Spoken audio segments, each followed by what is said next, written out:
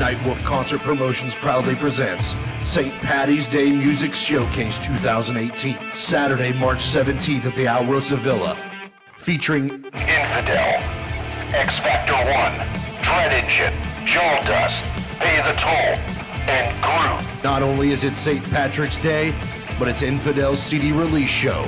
Tickets $10 in advance, $12 at the door. Doors open at 6 p.m., all ages. Promotions proudly presents St. Patty's Day Music Showcase. Oh, what a double play! That'll be the day. Amazing world leader. I'm gonna sing it. Cause I get things cooking. You stare, you How long you drama?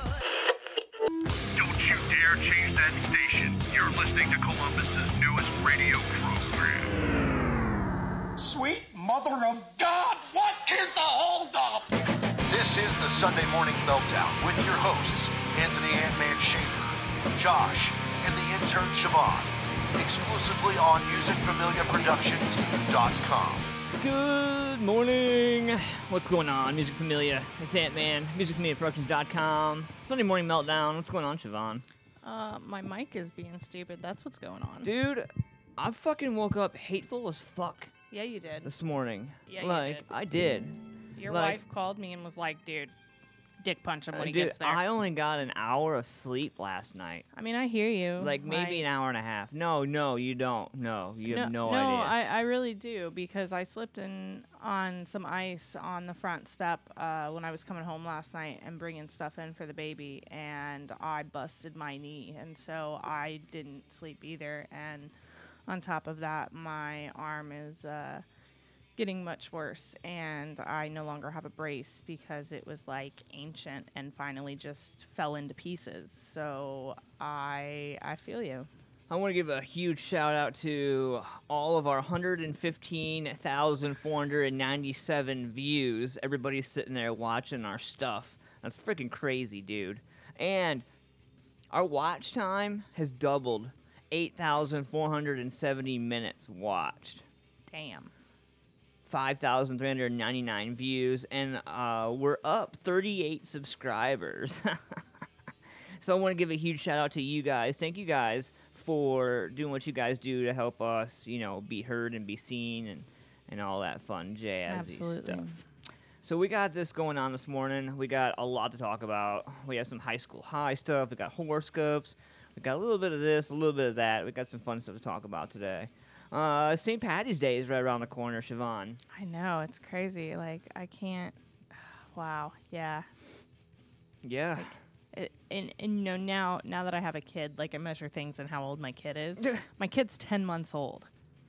I feel like it was just yesterday I was pushing her out in the hospital and 3 months early. Like, it's crazy. I can't. It's like she's almost a year old. Yeah. That's, you know. Like, right after the St. Patrick's Day show, she's going to turn a year old. I'm like, holy fuck, where'd it go? Like, oh, where's the freeze time button? Just freeze time and stop growing. It doesn't. I wish it was that simple. Everybody I say that to who has kids is like, I know, right? But it doesn't work that way. Yeah, and then, you know, before you know it, you're doing prom dresses and all God, that shut stuff, up. Don't. you know. Just don't. She's going to be locked in her room until she's like 30. That's per her father, not me. But hey, you know what? I mean, you got to do what you got to do. well, his thing is, well, I know how boys are because I was a boy. And I'm like, well, we both know how you were, but, you know. Yeah, you know, I mean, they say it comes back tenfold. You know, if you do something crazy, then it comes back tenfold. I really don't know. You know, I don't know. I don't know. Well, if that's true, I'm totally screwed because I was an asshole growing up. Yeah. Like, I did everything I could to piss my parents off. Well, specifically my father. My mom was kind of the one who was like, whatever, just don't go to jail. And if you do, call your aunt, not me. Yeah. You know, because my aunt's was a cop. So, yeah. That totally makes sense. Yeah, she's like, well, I ain't got money to bail you out. So if you get caught doing something stupid, you might as well just call your aunt because at least she's got connections. Yeah. It was always, don't do anything I wouldn't do. And I'd look at my mom and go, well, that pretty much leaves it wide open. Right, absolutely. What's going on, everybody? Everybody's hanging out with us on Facebook Live, man. Robert, Tim, and Travis waking up with us on Sunday Morning Meltdown. What's going on, guys? Hope you're having a good morning. Thank you, guys. I want to give a huge shout out to all of our sponsors, man. Photo Nation AP, Rocky X TV, and our newest client, FetishCartel.net, out of the UK. We still haven't got that package yet, have we? They are. I talked to them yesterday, and they are getting everything ready to be sent out. What's going on, Shelly? Good morning to you. We are getting ready. They're gonna be sending that stuff out to us. Wait, stuff as in more than one thing? Like a box of stuff. Oh boy. And then, what the goal is to be able to get that shit in time for Valentine's Day, so we can give it away to our friends. Nice. So some of the stuff we'll be able to give away, and some of the stuff they're gonna have to buy. Right. But I mean, I was gonna say, if you have anything whips and chains related, I'd love to use that with my husband. So just a hint. Right. Yeah. You. I don't know how he's gonna feel about. Oh, he's not gonna like it, but he'll learn to like it. What's going on, Patrick Green? Good morning to you, Mike Moore, hanging out with us on Facebook. Good morning, guys.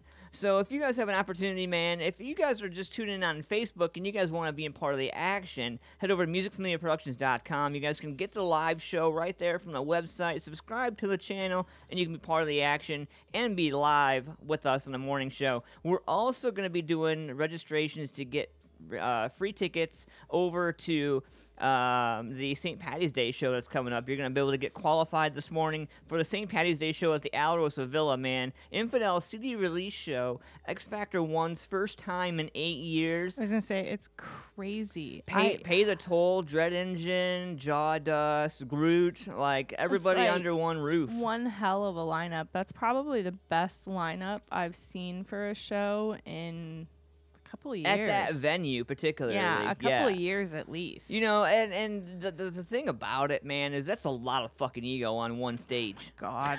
Are you kidding me? That's one bunch of crazy motherfuckers all on one stage, man. And, all jokes aside, it's not about the ego or anything like that. I'm just kidding. But seriously, though, it does get kind of fucking crazy when all those guys do get together. It's a lot of testosterone. Oh, man. What's going on, William? How's it going, Michael? And Carrie this morning tuning in.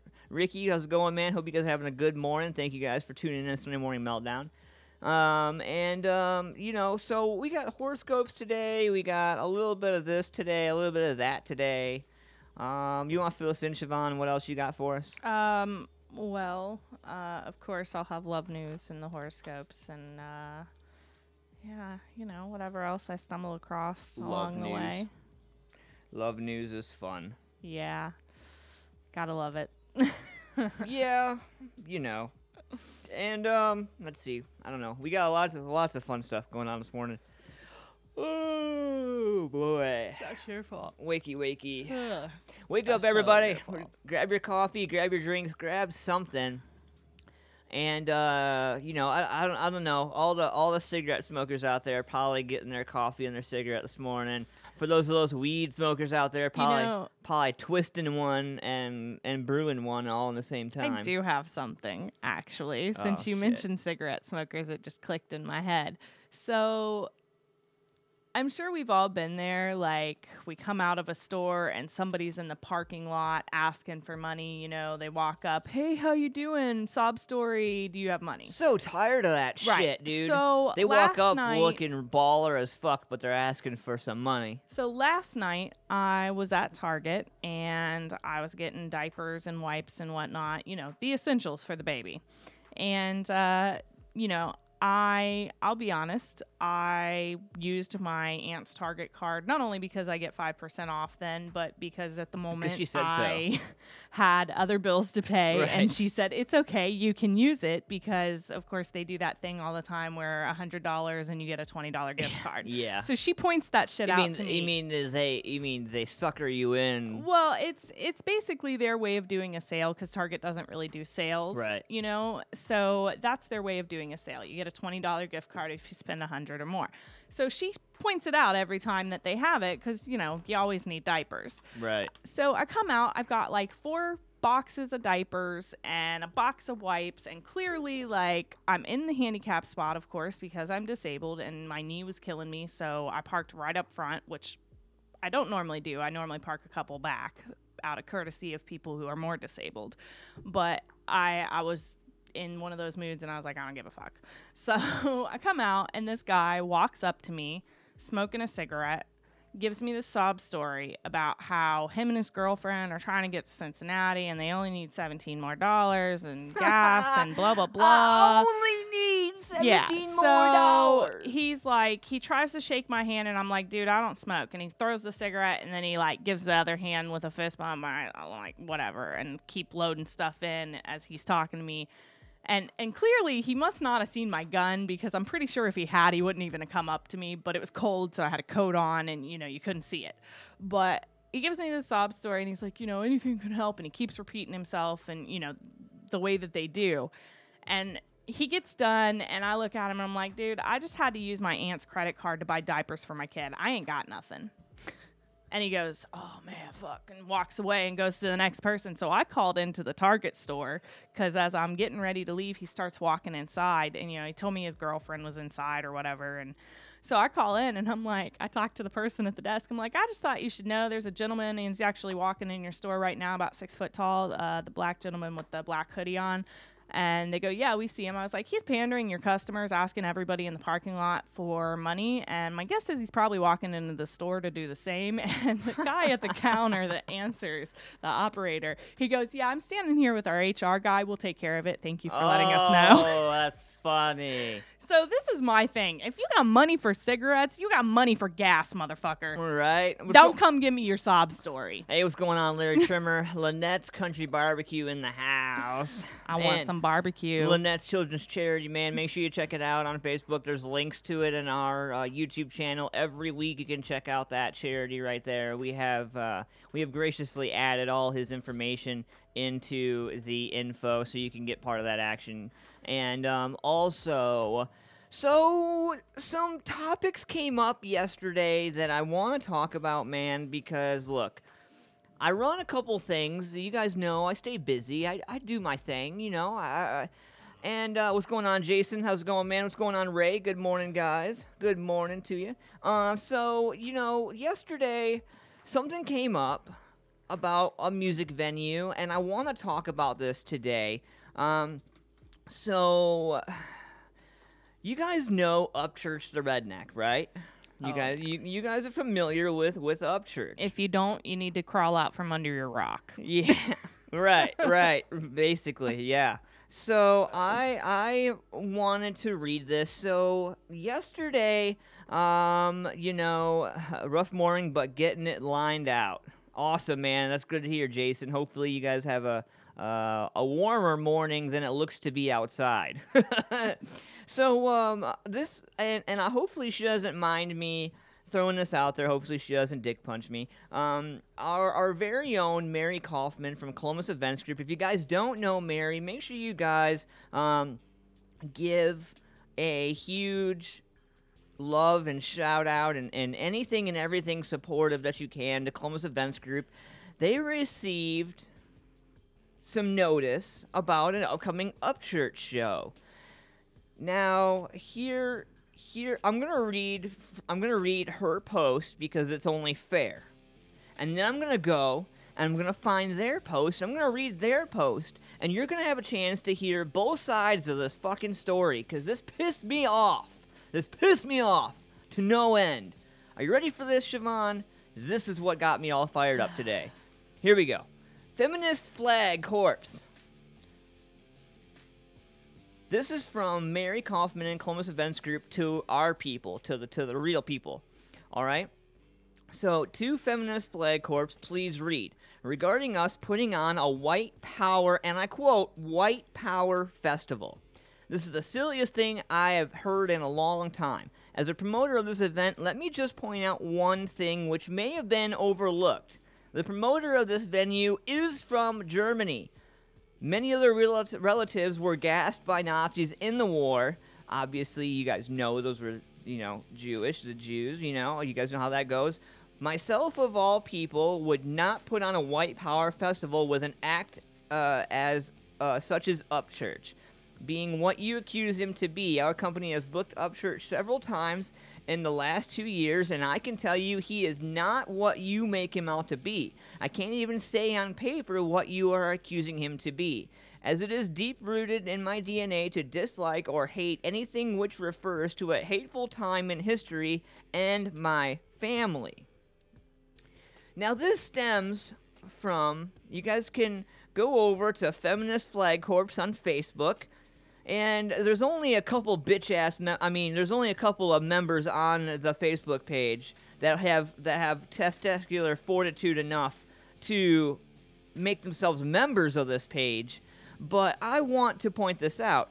You guys go ahead and you scroll through. Now, first glance of this page, yes, it's a Feminist Flag Corps page. Great, awesome. You're gonna scroll through and you're gonna see a bunch of stuff, and then you're gonna start seeing some negative stuff right off the rip.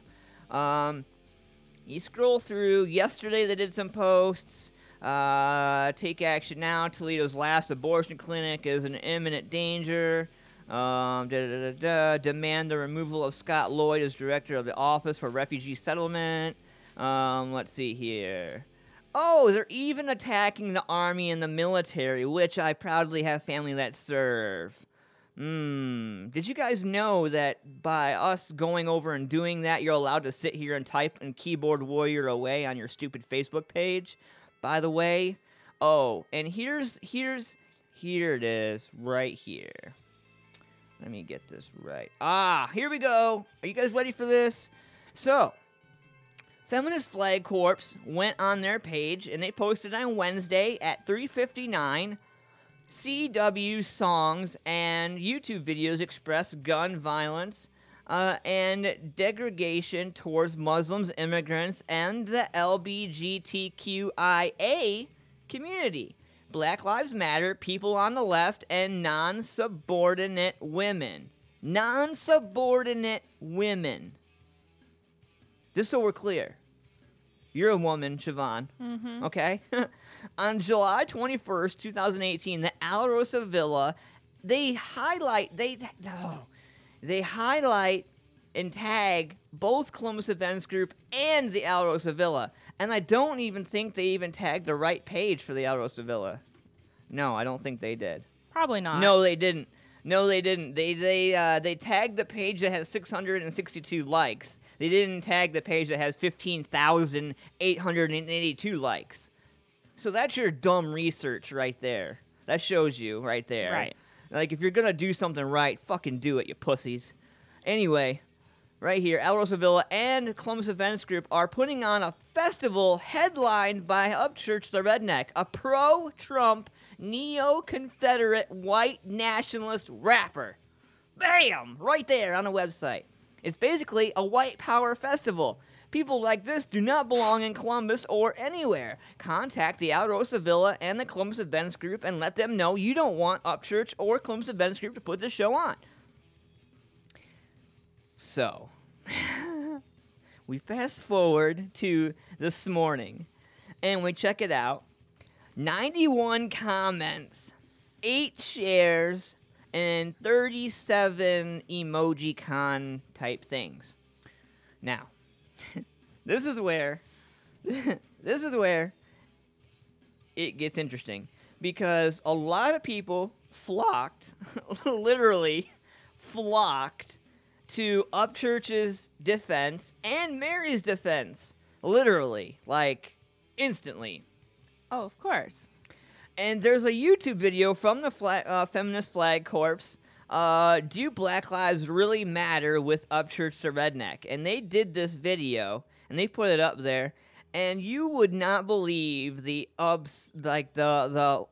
fans coming out of the woodwork. There's people not even in this state that are attached to this now, that are like, oh, F this, like, yeah.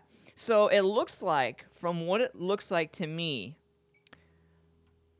they are going to be there to protest the Upchurch show. And they've went ahead and they've posted a bunch of stuff in there to try to deflower and deroot the whole process. Now, Ryan Upchurch, 2 days ago, my man Ryan Upchurch went ahead and commented on this, obviously hearing about what's going on, you know, because his fans are pretty honest with him. Haha, yeah, come try to shut it down. Good fucking luck. Haha. The assumptions that come from you, from you very unintelligent people amazes me. So me supporting Trump makes me a white nationalist. Laugh my ass off. Jesus Christ. Let's see. So Stephen James, laugh my fucking ass off. This shit is funny as hell, Bubba. Just some more butthurt snowflakes that want to make something into nothing. Fucking people are stupid, but hey, there is no such thing as bad publicity. Gays for Upchurch. Haha, I can't believe you commented on this. Ryan Upchurch goes, Unky Monkey, thanks, bro. They don't even know me. Miss talking to you, bud. You know, obviously, and this just goes for on and on and on. And Ryan talks to his fans. He comments with his fans. He's very involved with his fans. He's more involved with his fans than this group, this feminist flag corp.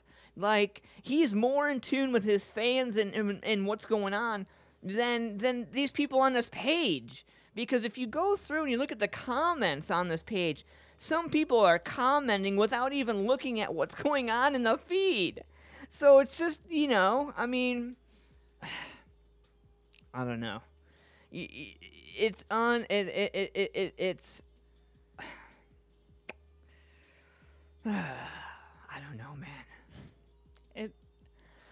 It's kind of crazy. Like, what do you? Clearly, I'm curious, man. I'm curious. Like, what do you guys think about this, man? Definitely, I want to hear from you guys. Larry Trimmer and I from Lynette's Country Barbecue had a conversation yesterday. He called me and was like, "Have you seen this shit?" I was like, "Yeah, like I have, you know." And I'm curious. I mean, I'm curious. One, I'm curious to see how La Rosa does deal with it if it does happen. I know Columbus Events Group always comes equipped, so I ain't worried. Absolutely. So I ain't worried. But you know what? I'm gonna put it out there. I'm gonna be real. I'm gonna be honest.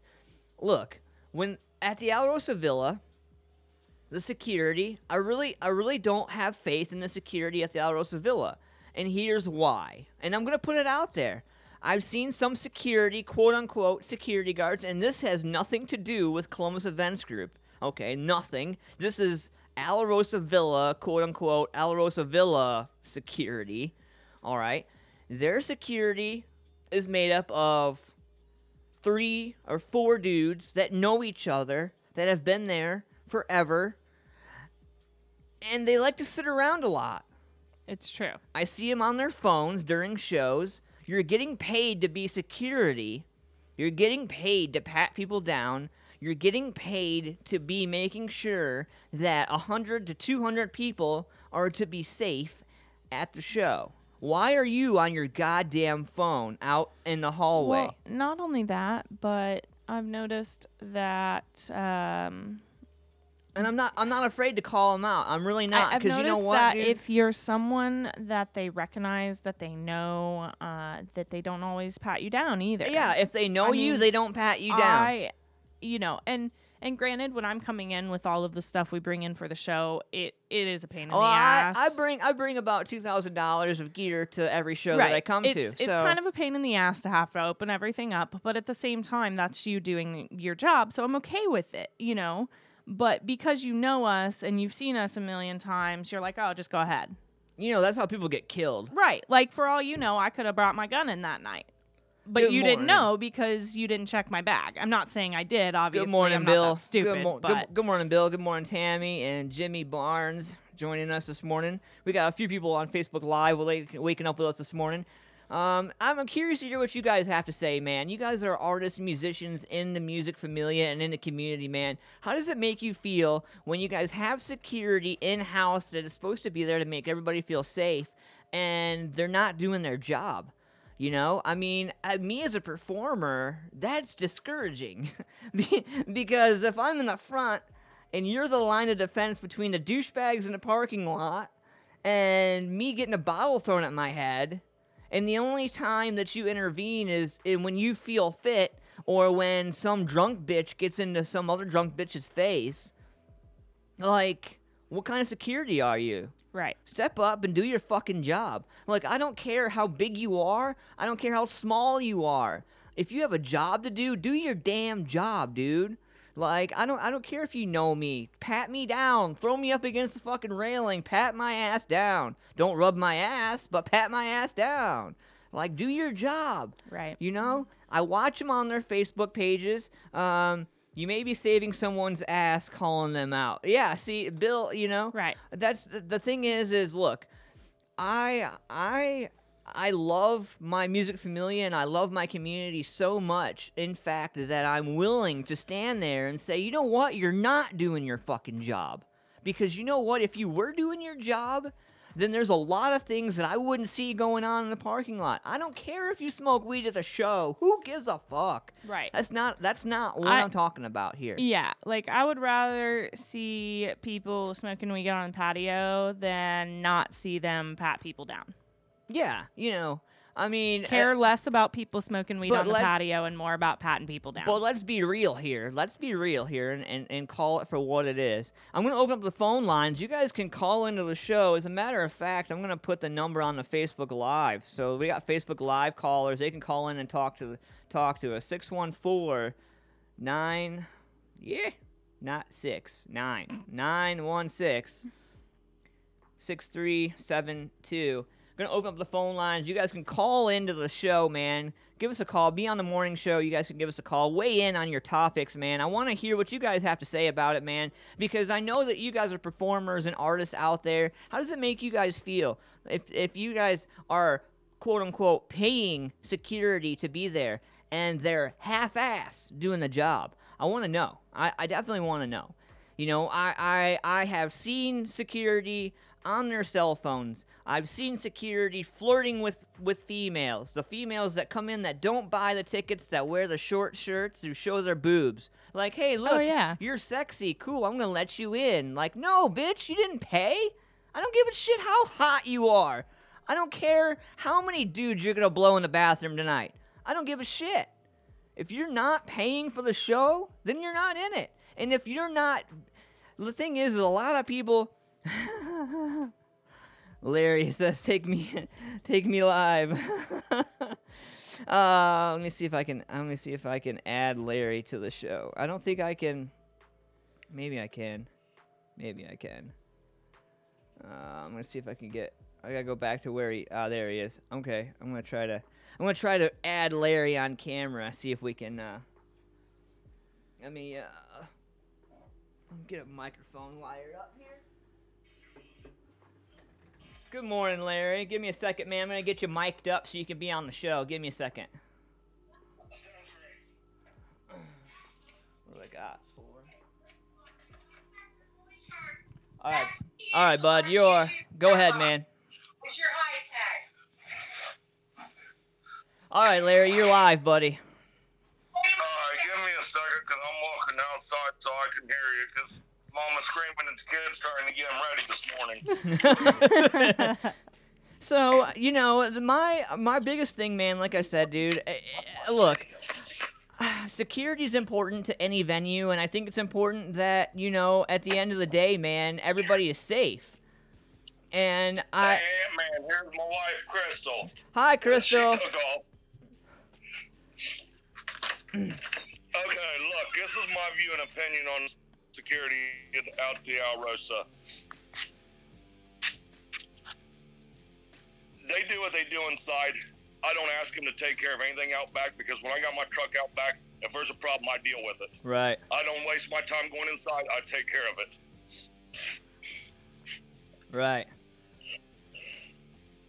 Because I know if people are trying to slip around my damn truck, like last year at the Upchurch show, I had some silly son of a bitch trying to actually scoot underneath the truck to get into the venue. Wow. Needless to say, he got drug out by the feet. Yeah, I'd say drug out by more than just feet. So, You know, my thing is, man, like, yeah, you're right, dude, you know, whatever happens on if you have your little area, then you're responsible for your area, but that security is responsible for inside the venue, and they don't even take care of that. Like, they're responsible for you're right, they're responsible for inside the venue and the front door. Right. And how many times, and I'm going to ask you honestly, live, right here in front of a bunch of millions of people that are going to see this, man, how many times have you seen them on their phone or drinking on the job? The drinking I haven't really seen, but yes, I've seen them all on their phones. Yeah. You know, and how many... Usually I'm the one putting the few down my damn self. Well, you know, there's nothing, now, let me be clear. There's nothing wrong with partying and getting in and being part of it, but do your job too. If you know you can't handle your liquor, if you are indeed drinking on the job, then you need to space it out, you know?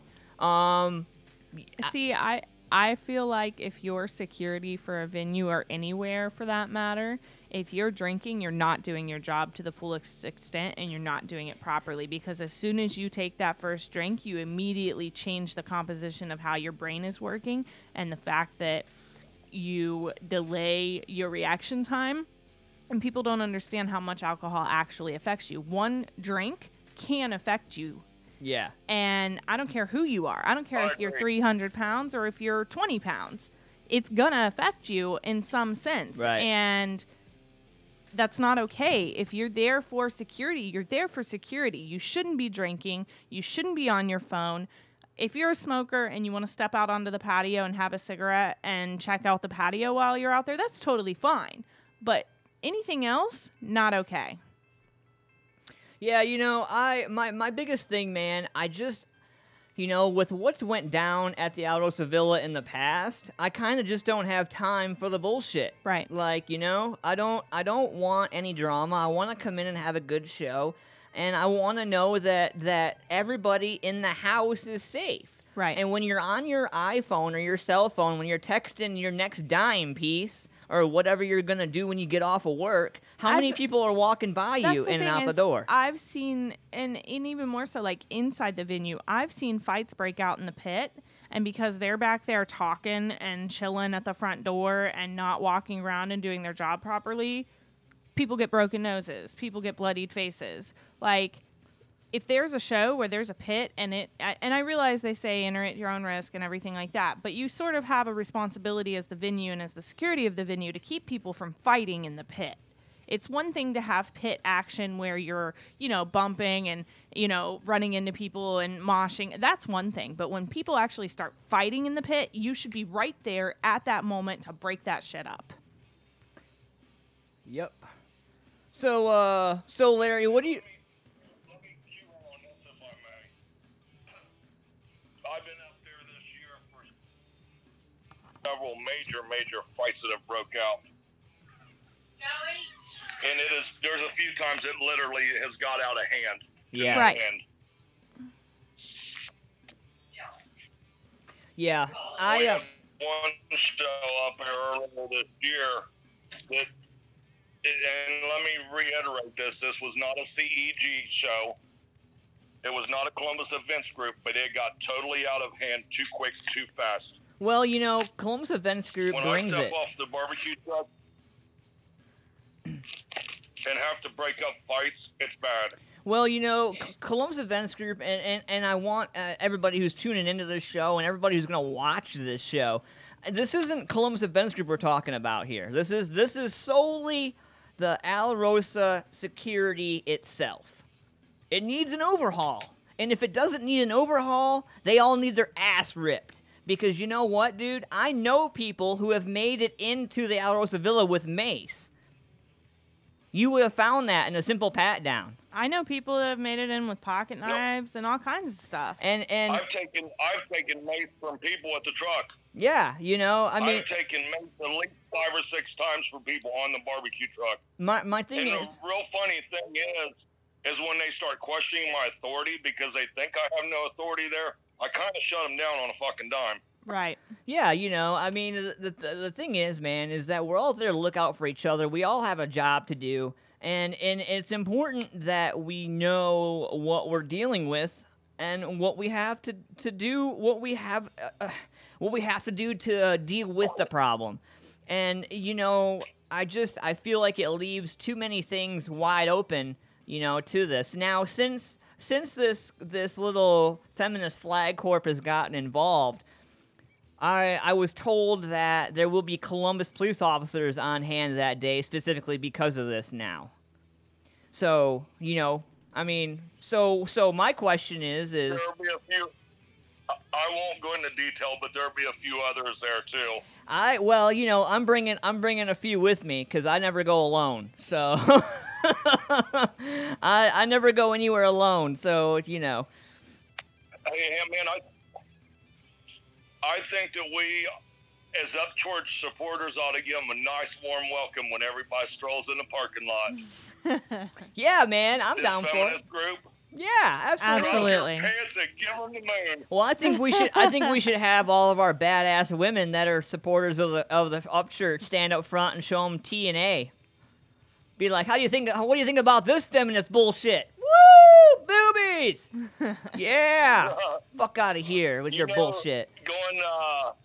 Going topless in the state of Ohio is legal. It is, yeah. And you know what's even better? It's even more legal before alcohol is involved. So if they come in showing their boobs sober, nobody can get pissed off. Exactly. Show them tits and ass rolling in the parking lot. Yeah, I mean, you know, it was a topic that I wanted to talk about, man. I felt like it needed to be talked about, man. You know, I want to reiterate. Hey, we got Ray Valley Smith. She said she's in. Yeah, you know, I'm so. I love Mary Kaufman and I love Columbus Events Group, man. And I'm telling you, like, the only reason why I got so fired up was because that's my family, dude. Right. That's my family, and you're fucking with my family, and I don't like when you fuck with my family.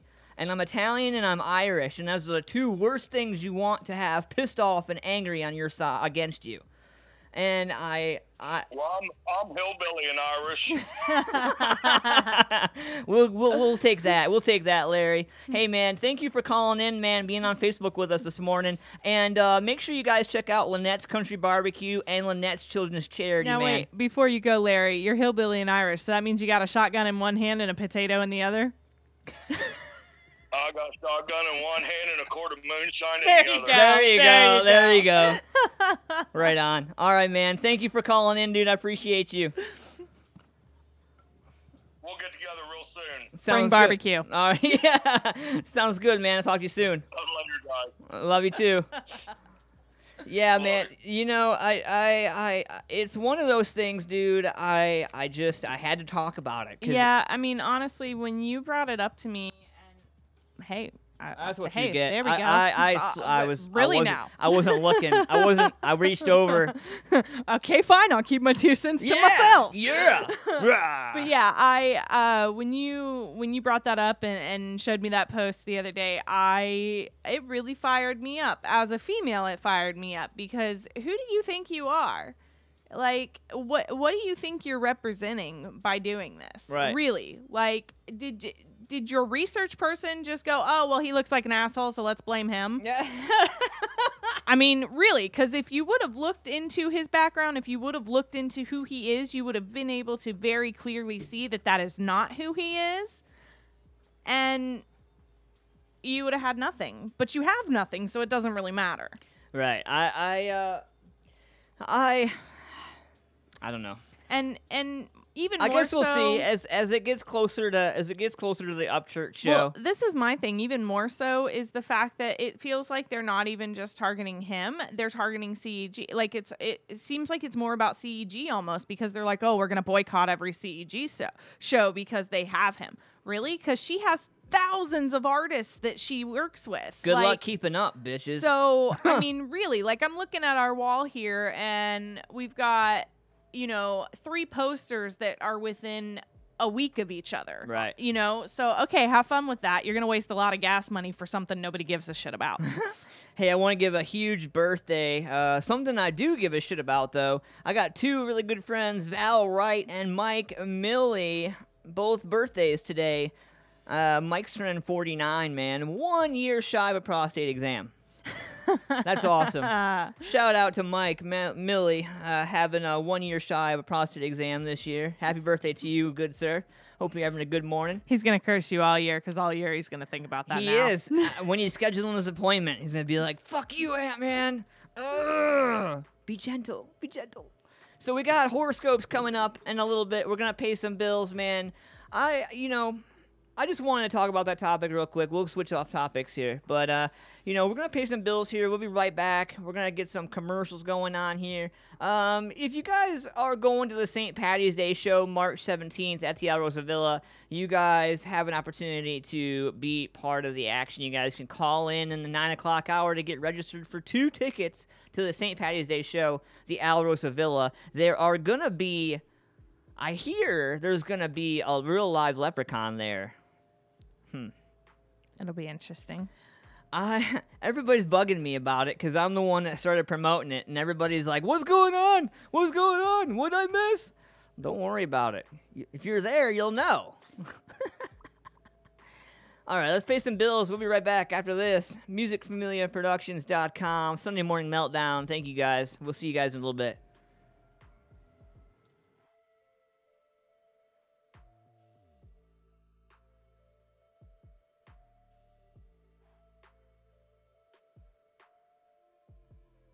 Nightwolf Concert Promotions proudly presents St. Patty's Day Music Showcase 2018, Saturday, March 17th at the Alrosa Villa, featuring Infidel, X Factor 1, Dread Engine, Jaw Dust, Pay the Toll, and Groot. Not only is it St. Patrick's Day, but it's Infidel's CD release show.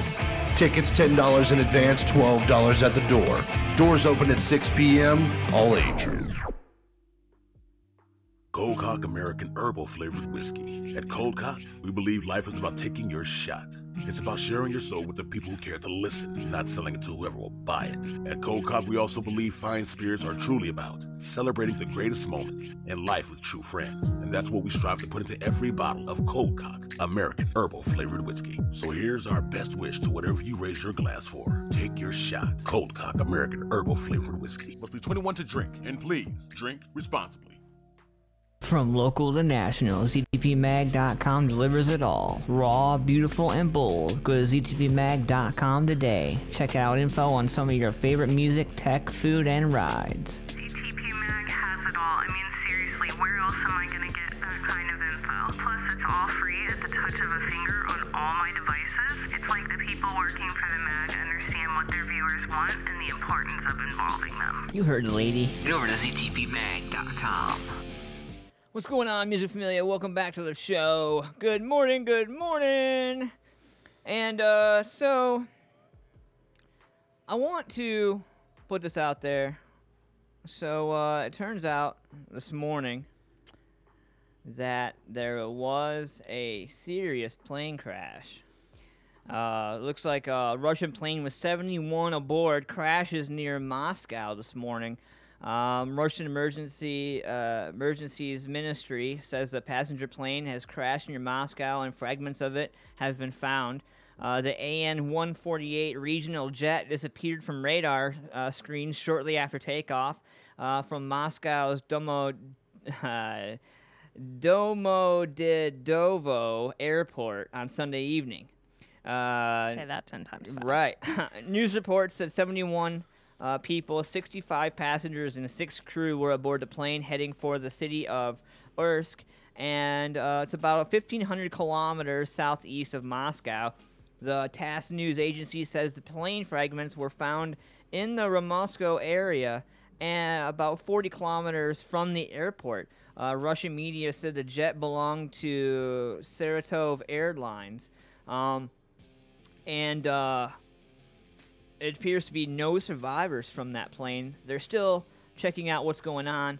Now, if you haven't had a chance to check out what an AN-148 regional twin jet passenger plane looks like, it doesn't look like an American plane. It does look a little bit different. You're right. Yeah. Very, it's very Russian-esque. It's like, I don't know. I mean, it does look like a regular plane in a sense, but there's definitely some features that are very different. Right. Yeah. So, thoughts and prayers to all the families out there. It is the Olympics. It's time for the Olympics. You guys, are you guys ready for all this, man? It's going to be the only thing anybody talks about for months. Yeah, so this happened. Oh, you guys know Celebrity Big Brother is on. I don't know how many people watch it. I'm kind of too sucked in just because there's a couple people that I know in real life are drama queens. So why wouldn't they be drama queens on national TV? Of course. I mean, that's when you, turn it up a notch. Right. Omarosa returns to Celebrity Big Brother following an asthma attack. The mystery surrounding Omarosa McGuld's Newman's departure Friday from Celebrity Big Brother has been solved. She required medical attention after suffering from an asthma attack. ABC News confirmed Saturday night. Omarosa has returned to the Celebrity Big Brother house after receiving medical attention last night and today for an asthma attack. CBS said in a statement to ABC News of the former assistant to President Donald Trump, this development will be addressed on the Sunday night broadcast. So tonight's broadcast. Word of her departure leaked out over a live stream of the show, captured fellow contestants Marissa Jared Winokur and Ross Matthews discussing Newman's hospitalization. And Winokur said to Matthews, Ross, all I'm going to say is this is hilarious that you and I knocked out those people. I put her, Mengold Newman, in the hospital. She's going to be okay. While Newman's departure from the show raised eyebrows and had the chattering classes jumping into conclusions, her absence from the Big Brother house was consistent with the show's protocol for house guests in need of short-term medical treatment. This includes producer supervision to ensure there's no access to information that would provide unfair advantage when returning to the competition.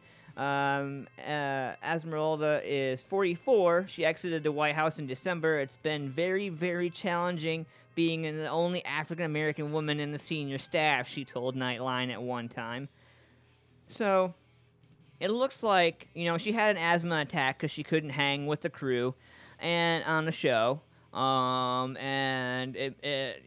I wonder if she's having trouble being the only African-American woman on Celebrity Big Brother. That's my question. And I have a second question to that as well. Do you think that her asthma attack was to try to get out and call her husband or, because, being on a contest, man, yeah, all but they kinds don't. of stress. They don't let you. I mean, but do you think she thought, well, if I do this, I can get through this? Yeah, I mean, because she's done some pretty flamboyant BS stuff. I don't know.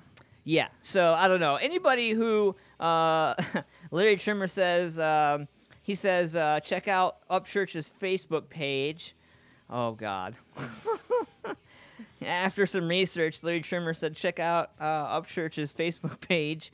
Siobhan, jump over there and check out Upchurch's page. Oh, man, that's... Have you guys heard about Kate Upton's conversation as well? Kate Upton is accusing the guest co-founder Paul Marciano of sexual assault.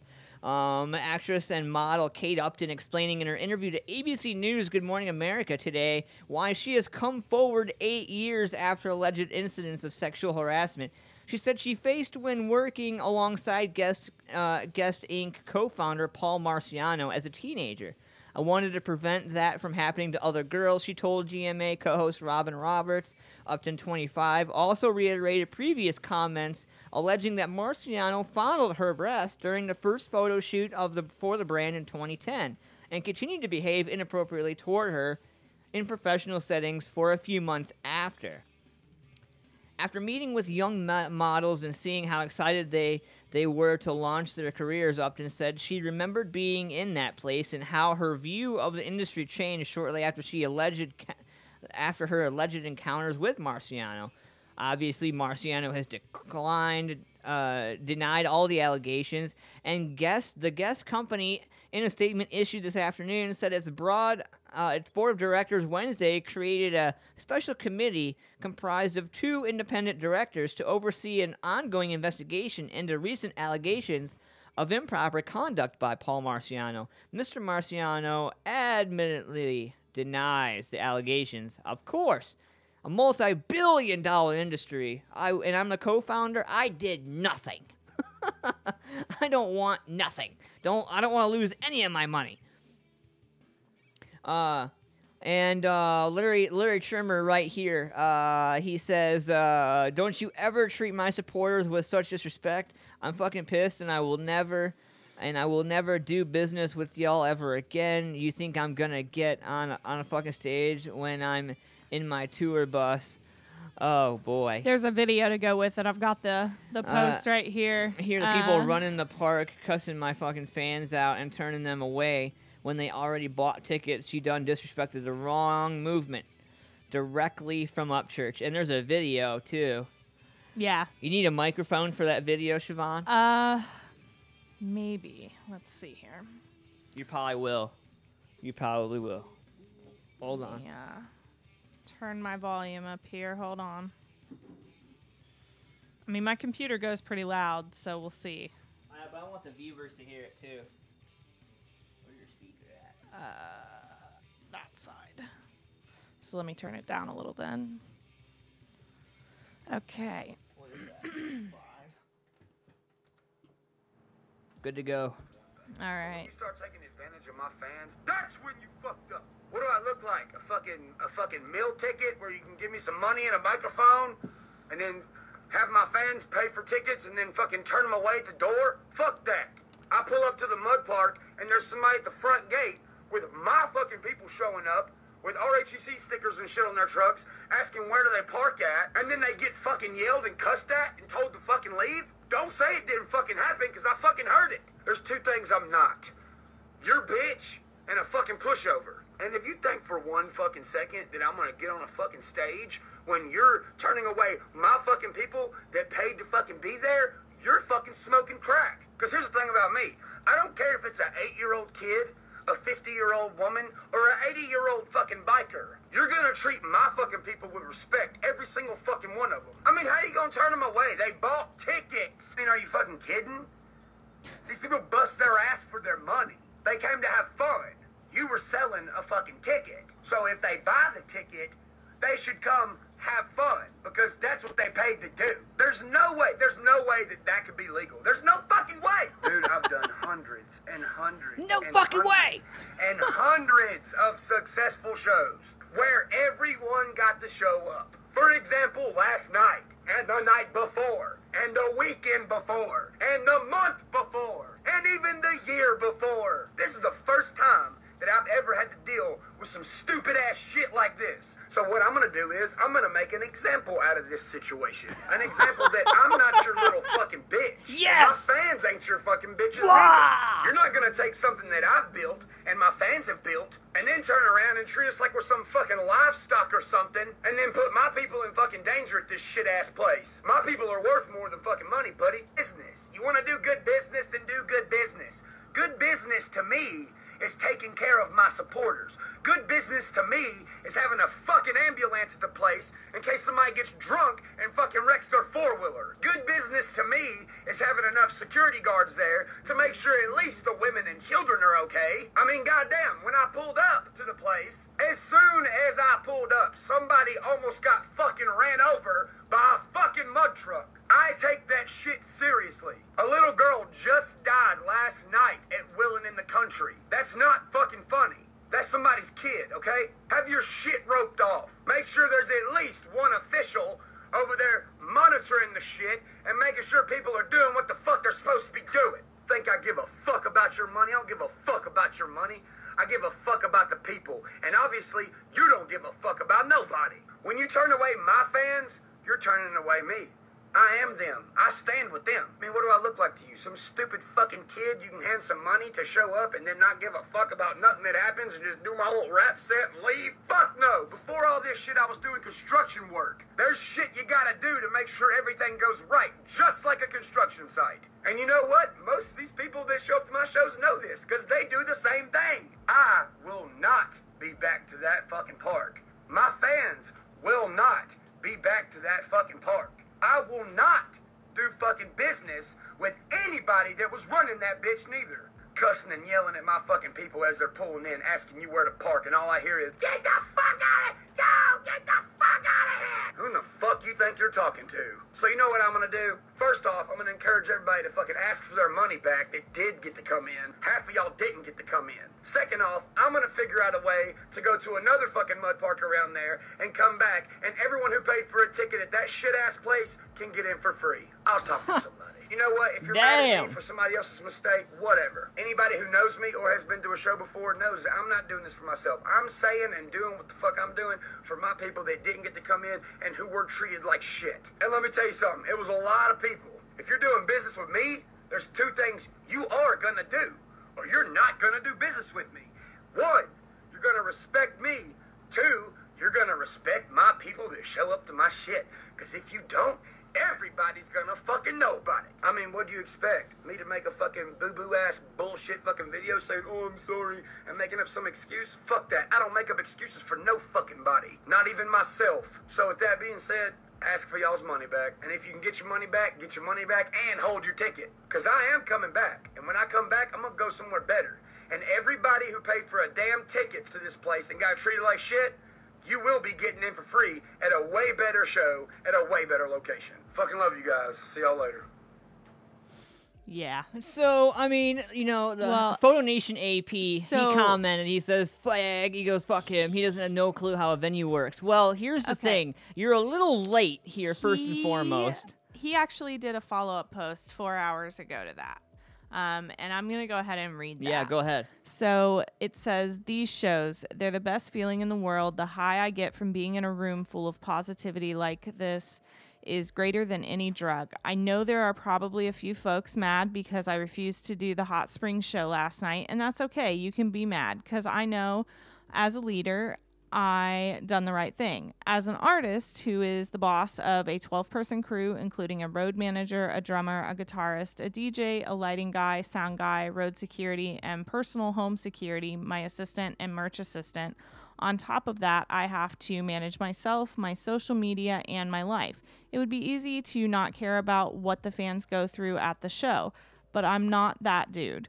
I'm an extra mile kind of guy, so the reason I left the other day is because my people wasn't taken care of or treated properly, and I will not stand for that. Not for a millisecond. When I come somewhere, my comfort is not a concern. It's my job to be under stress and deal with the hectic shit. It's not your job to stress. It's your job to relax and get away from your job and have a good time. So what I did last night was an example to be prepared, which 90% of venues are. But for my fans to go through what they did yesterday is unacceptable, and it's not gonna happen on my job site. Show, if you're gonna book me, be prepared. It's not hard. I'm 26 years old, high school dropout, pot smoking ass, can have my priorities straight every day of my life. Then a fleet of businesmen should be able to have yours straight for one night for a show. I'm not wanting to spread hate. I'm wanting to spread the art of correctly done hard work. Genuine, straightforward STEM business is what makes America strive. Don't be a weak link. Go for quality, not quantity. Lead by example. And then he says, Alabama, see y'all tonight, baby. You know, the thing is, and what I want everybody to understand, the thing is like, you know, this stemmed from the Feminist Flag Corps saying on their social media that they're going to boycott the Columbus Events Group Upchurch show at the Outlaw Sevilla coming up. Now, a lot of people were, you know, obviously talking about that and concerned about that. You know, truthfully, here's the only thing Columbus Events Group as a whole, I have no problem with them. They're not the ones I have a problem with. I have a problem with the lazy fucking security at the Outlaw Sevilla. The flat-out lazy security that I see on their cell phones the ones that I see talking to people, that aren't checking people, that are talking to people. And if you're friends with them, then you get to walk in. Now, here's the thing. I know people, and I know this many people, at least on one hand, that could have snuck in or could have walked in things. And one of the viewers this morning on our show already said, I bring in mace on a regular basis. And they never catch it. What the fuck job why are you there? What are you doing? Like, you know, you want to go back, you want to talk about, like, what happened a few years ago, way back in the Outlaw Villa. You know, I mean, we're talking about that kind of shit, you know? It pisses me off. It pisses me off when I see some dude who's like 4 stories bigger than my ass sitting there on his ass in a chair while 2 hot chicks, or considered to be hot chicks, just walk by. Oh, hey. Right. Here's some side boob. Let me in for free. Like, bitch, pay. You know? And so I don't know. I'm just tired of all the douchebags and all the pieces of shit out there who take advantage of the shows and take advantage of the people. Like, I'm just tired of it, man. You're going to start getting called the fuck out. Like, that's all there is to it, man. So, speaking of getting called out, I want to switch topics here. So are we just not going to do horoscopes? No, we are, Okay. Siobhan, but this one just popped up on my thing. So, a man stabbed his 6-year-old daughter in the heart so he wouldn't lose custody. What the fuck? We're going to talk about that coming up. And Jason said, I'm back, had to do baby duties. So, Photo Nation says, I walk right in, call me out. Yeah, well, that's, you know, people like you who just walk right into venues. That's exactly it, you know? I don't care who you are. I don't care if you're my best friend. You need to be checked. I don't give a shit.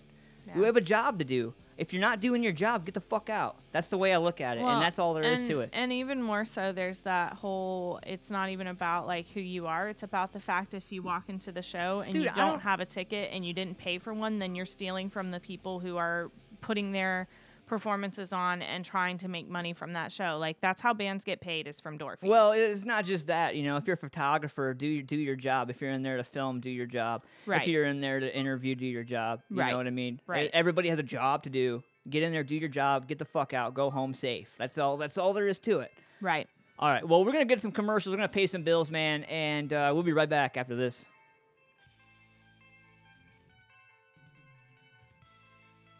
Cold Cock American Herbal Flavored Whiskey. At Cold Cock, we believe life is about taking your shot. It's about sharing your soul with the people who care to listen, not selling it to whoever will buy it. At Cold Cock, we also believe fine spirits are truly about celebrating the greatest moments in life with true friends. And that's what we strive to put into every bottle of Cold Cock American Herbal Flavored Whiskey. So here's our best wish to whatever you raise your glass for. Take your shot. Cold Cock American Herbal Flavored Whiskey. Must be 21 to drink, and please drink responsibly. From local to national, ZTPMag.com delivers it all. Raw, beautiful, and bold. Go to ZTPMag.com today. Check out info on some of your favorite music, tech, food, and rides. ATP Mag has it all. I mean, seriously, where else am I going to get that kind of info? Plus, it's all free at the touch of a finger on all my devices. It's like the people working for the mag understand what their viewers want and the importance of involving them. You heard the lady. Get over to ZTPMag.com. Do you need home repairs? Do you want a new style to your home but don't know where to start? Well, call Kimball Home Repairs and Renovations, and owner and founder Glenn Kimball will come out personally and give you an estimate on the job. Commercial or residential, we can do it. Kitchens, bathrooms, basements, we can do it. Drywall, paint, flooring, plumbing, we can do it. Whatever the job, big or small, we can do it. For over 35 years, Kimball Home Repairs and Renovations has satisfied thousands of customers with high-quality service at reasonable rates. Please call Glenn Kimball for your free estimate at 614-206-9459. Again, that's 614-206-9459. Or email at kimball-drywall-and-paint@yahoo.com. Kimball Home Repairs and Renovations has been family-owned for the past 35 years, and we now consider you part of the family too. Please call at 614-206-9459 for your free estimate now. Nightwolf Concert Promotions proudly presents St. Patty's Day Music Showcase 2018, Saturday, March 17th at the Outlaw Villa, featuring Infidel, X Factor 1, Dread Engine, Jaw Dust, Pay the Toll, and Groot. Not only is it St. Patrick's Day, but it's Infidel's CD release show.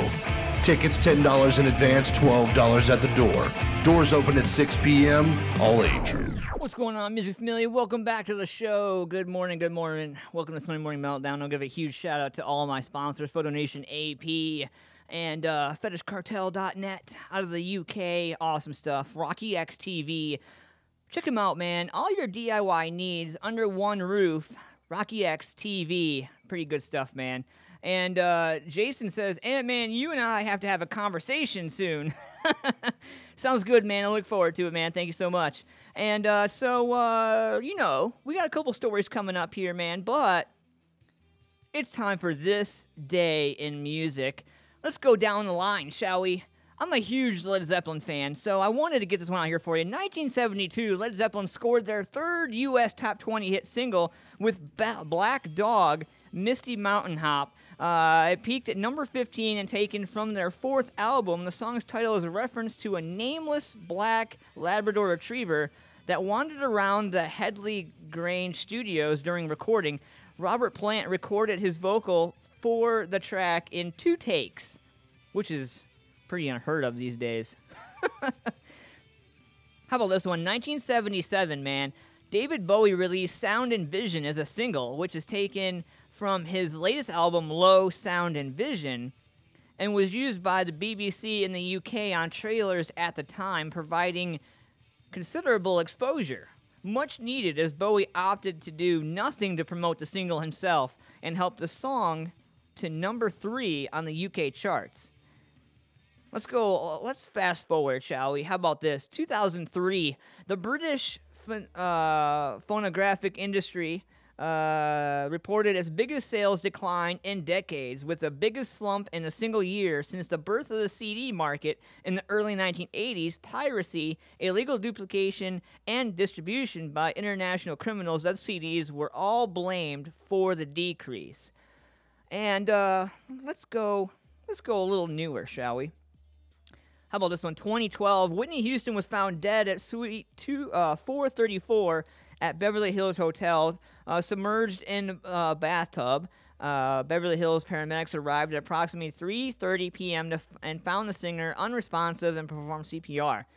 Houston was pronounced dead at 3:55 p.m. Local police said there were no obvious signs of criminal intent. It was later ruled by the coroner to have been an accidental drowning. Never mind the fact that she had some stuff on the table next to her. We all know what that was. Let's see who's born today. I know we had 2 birthdays earlier with our local Music Familia and all of our fans. Let's see here.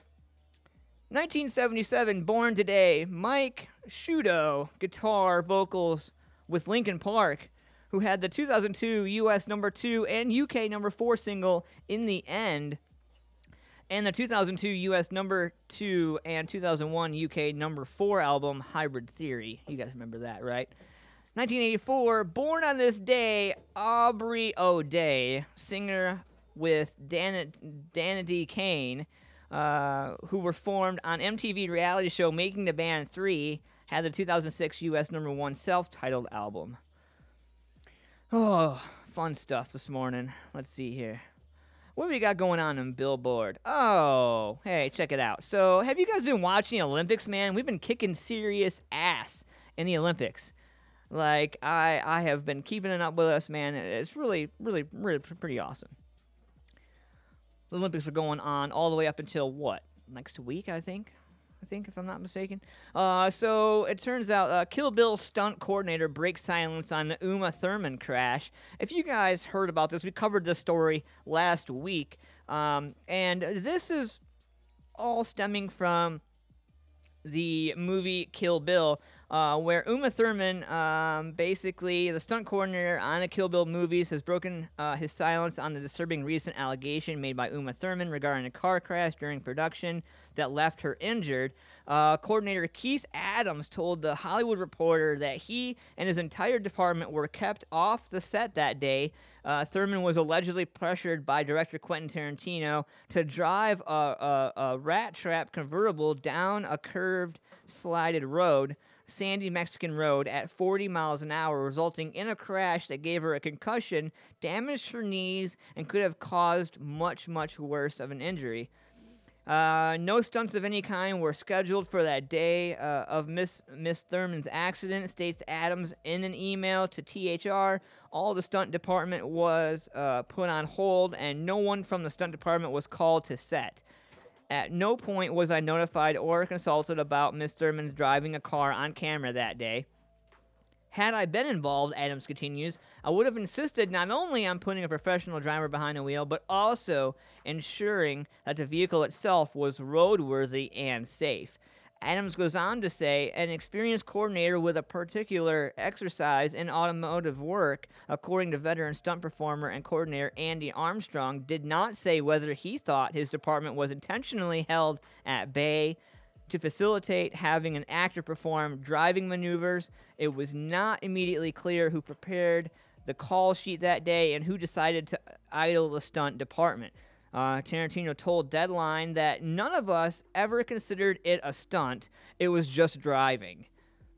And the circumstances of this event were negligent to the point of criminality, said Thurman in an Instagram post on Monday. I do not believe, though, with malicious intent after the crash came a cover-up which did have malicious intent, she wrote, naming 3 production executives by name.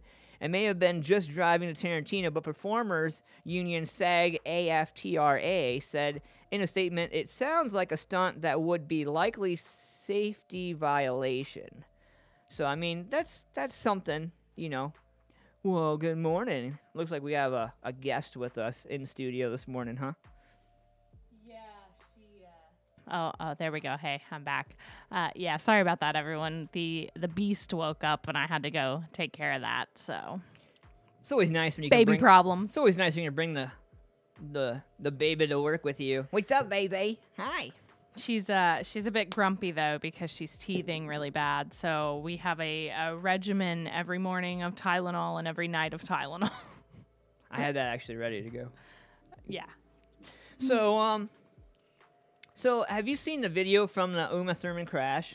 I have. Have you? And what do you saw it on the news actually? And what do you think about that?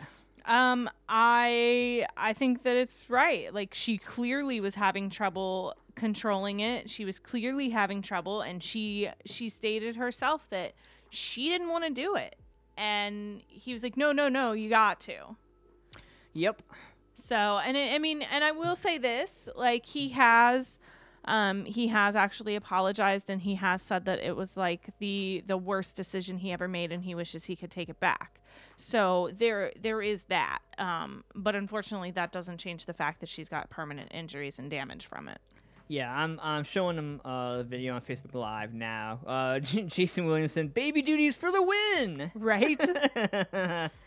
Yeah. So as you guys are checking it out on Facebook Live, you guys are seeing the video of Uma Thurman. That is Uma Thurman laying in the driver's seat there, barely moving her wrist after the accident.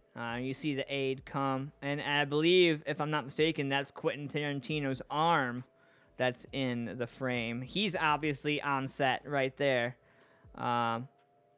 Paramedics and everybody comes to the scene and gets her checked out. So I don't know. You know, I think there's something to be said about, you know, the crash and what happened. I guess it'll come out eventually, huh? Always does. That's what she said. Well, I mean, you know, it's like she said, the fact that he released that footage to her is really what helped her to be able to put it out. It took her almost 12 years to get it. Yeah. So, I don't know.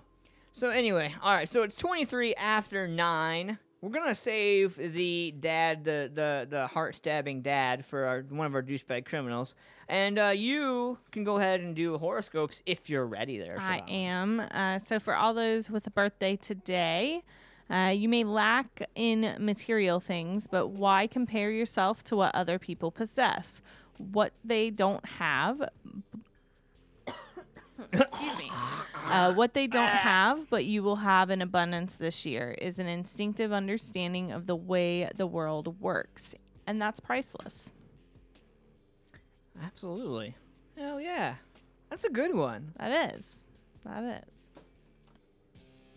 Go, kid. She don't want it. Nope, of course not. Of course not. She never eats when she first wakes up. She's like her mama. So who out there in Facebook land?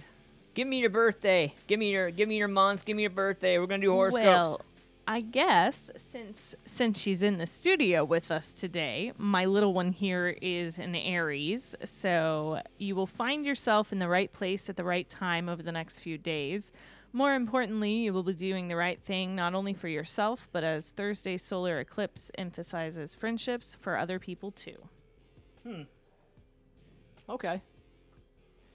You're not allowed to meet any boys. So it better be just toddler friends. Don't look at me like that. She's probably missing Braven right now. She probably is. That's probably what that relates to for her. Her big, overly sized giant friend. Yeah. Comparatively to her. Right. We love you, Megan and Brandon. Yeah. With your ginormous baby. Your ginormous baby. No denying that kid's yours, Brandon. Yeah, that's true. That's true. Definitely not the gardener's boy. That's for sure. So for all my fellow Geminis, the approaching eclipse will not only boost your confidence, but also endow you with the strength of character to force through changes that not everyone you live, work, or do business with will welcome. All things are possible if you believe in yourself. Nice. And of course, we have the Virgo for the Ant-Man. Blah. A logical frame of mind is a must today and for the coming week. Thursday's solar eclipse indicates that if you go straight to the root of a problem, it won't be a problem for long. Be bold and, when necessary, act quickly and decisively. I'll take that. It's not so bad. No. Not so bad at all. So did we have anybody post in? No, Sagittarius. Okay. My man Bill Gillian. All right. So do you work for love or do you work for money? Like most people, it's probably more of the latter than the former. But over the next few days, you will get the chance to put the smile back into your labors. Life doesn't have to be a chore. Jason Williamson says, after 1 year, we started giving our little girl Pediasure as a breakfast bottle. Huh. Noted. And Ray Kinsler, thanks for joining us this morning, man. You did Sagittarius. How about October 7th, Libra for Kevin Rogers? All right. Your sense of humor could be tried by someone's silly behavior in the early part of the week. But come Thursday's solar eclipse, you will be in the mood to see the funny side again. You should know by now to take your life too seriously. Never take your life too seriously. Never take your life too seriously. seriously. Helps if I put that word in there. Laugh in the face of stupidity. Funny stuff right there. So, Eldon, what's going on, man? And our man Josh Allen tuning in this morning. Bill goes, money! Oh. I forgot what Dave is. What Photo Nation AP is. I forgot. He just had a birthday, too. Shit. Damn it. I suck. I'm such a sucky friend. Hold on. I never remember birth dates. Yeah, I'm horrible. Damn it. If not for Facebook, I Thank would God never for know. Facebook. What's going on, Josh? Good morning, man. February 4th. That's his. Mr. E. What's going on, E? Black coffee. Wait, hold on. Official black coffee in the house. What's going on, man? Thanks for tuning in this morning. Waking up with Sunday Morning Meltdown. So David Sheets, Mr. Photo Nation AP, he is an Aquarius. The upcoming solar eclipse in your sign will not only encourage you to be true to your ideas, but fire with your but fire with the kind of passion that can turn your dreams into realities. No matter what your head might say, you must follow your heart. Josh says I'm the human can opener. Yeah, when's your birthday, man? Let's do love to wake up to your beautiful face, sir. Aw, yeah, but I love seeing your beautiful hair. Yeah, that's like a bromance brewing. Dude, I swear. I hate you for your hair. Siobhan hates you for your hair. How about that? That's crazy. But I love you. I just hate your hair and the fact that it's so freaking gorgeous. Like April 19th, one day shy of my favorite day of the whole month. All right. Let's see here. You said April 18th? 19th. 19th. Oh, well, that would be Aries. You will find yourself in the right place at the right time over the next few days. More importantly, you will be doing the right thing, not only for yourself as Thursday's solar eclipse emphasizes friendships for other people too. So it turns out, Kevin Rogers says he shaved. Oh, shit. Babyface E-Hop? Whoa. Better card him just to let him on the stage. I was going to say, so now he looks like he's like 16, right? Yeah, right. Like 14 and a half, getting ready to go for his permit. Oh, man, that's crazy. Ugh. So, have you guys, is that it for horoscopes? Yeah, it looks like I think we got everybody. And if you didn't hear yours, if we read yours and you didn't catch it, that kind of thing, you can find it over on the Facebook page at Siobhan MFP on Facebook.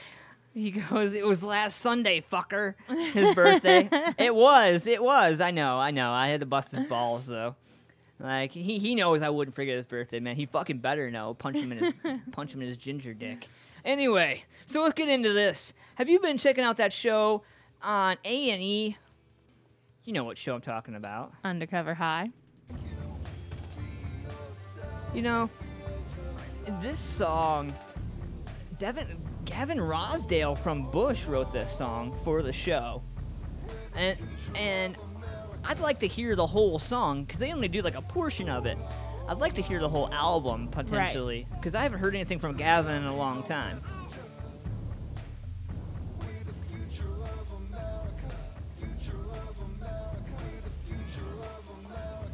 So, if you guys have been checking out Undercover High, it's a weekly show on A&E, and it showcases undercover adults going into Topeka, Kansas high school, posing as kids, trying to break the code, if you will, getting in and talking to students, trying to figure out what's going on. And Siobhan, we've been keeping up with this, ever since it started, right. 3-4 weeks ago.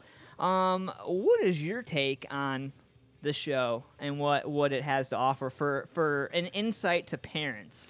I think that if you have a kid, you should definitely take some time and watch it, because high school has changed a lot, and a lot of that is attributed to technology, and just the way that the world has changed over the past 5, 10, 15 years.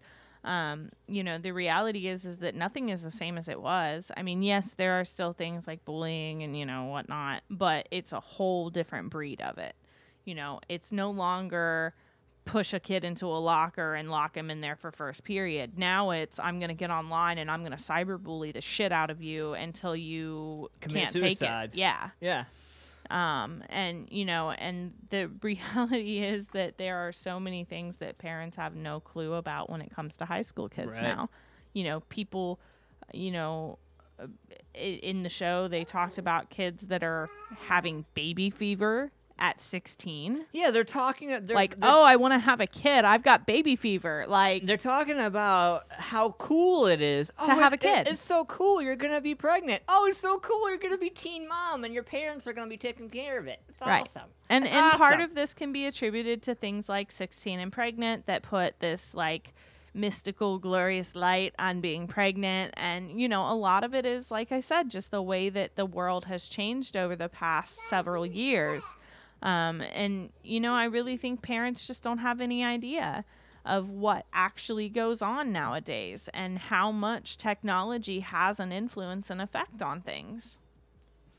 So it's definitely, as a parent, I recommend watching it. And even if you aren't a parent, I recommend watching it, because I think that even if you aren't a parent, you'll still find parts of it very intriguing and very interesting and enlightening, because I think it gives a good insight. Like, anybody who's having kids or going to be having a kid or has kids, like my man Jason, who loves being a father and loves being the unit that mom and dad are, you know? Like, I think every parent loves that whole, like, yeah, this is a team effort. But I feel like there's also the way in which when your kids are in elementary school and middle school, you can be much more involved. However, once they hit high school, it's really hard to be that involved. So, I mean, unless you're like the overbearing parent that nobody likes, and nobody wants to be that overbearing parent that nobody likes. You know, so fucking our studio bull is pissing me off. He's trying to get into the microphone. Here, let's see. Let's put the what number? Number 5. He might have to go potty. All right, come here, dog. Stick your nose in this. So if you guys can hear that, Studio Bull says hi. He's trying to eat the microphone. He's so weird, so neurotic. Anyway, that's our studio sponsor. That's our security bull. There's slobber all over the mic now. We're gonna give that to Dave when he comes. We're gonna give this one to Dave. Save it for Dave. We'll save it for Dave. We'll put a bag. Save it for the assholes. We'll put a plastic bag around it and save it for like Ricky Wolf when he comes next week. So anyway, no, seriously though, you know, the thing is, like, the thing is with Undercover High, you know, it talks about shootings, it talks about how kids handle things, but I think what the ultimate thing is for the school to be able to find out what is really going on in their halls. Right. Exactly. Now I want to talk about one of the teen adults that couldn't hack it. Yes, yeah.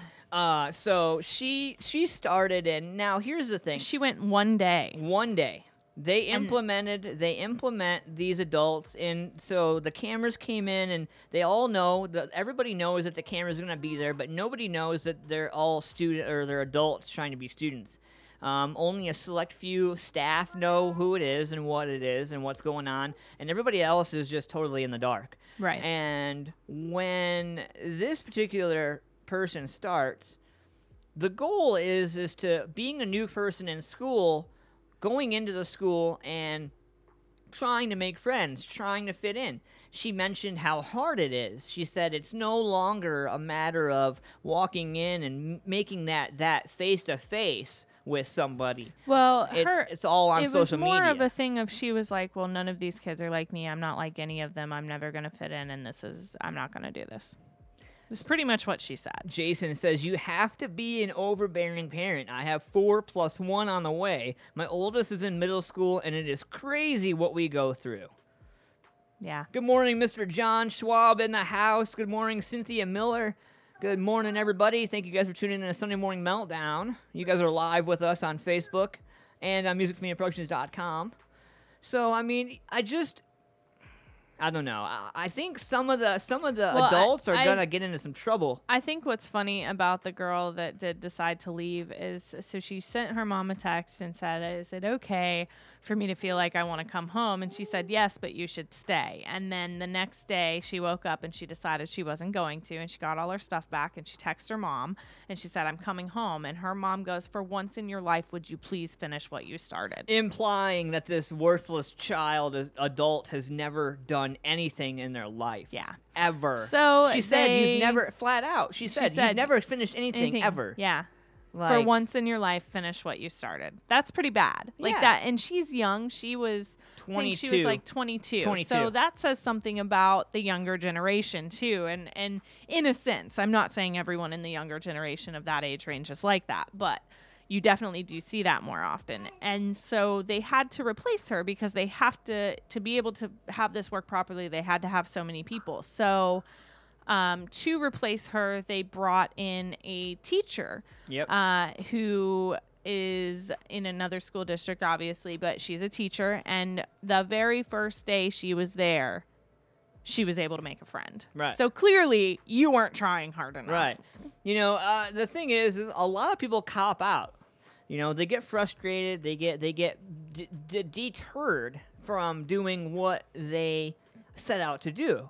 You know, I guess maybe it's kind of a note to everybody. I guess it's kind of a thing to everybody. You know, like we all start things. We all have things that we wish we would have finished. We all have things that we wish we would have put all into, you know. I mean, I'm sure some of my fans, some of my viewers out there, even you guys on Facebook, maybe even Dave, you know, some people have some things that you just.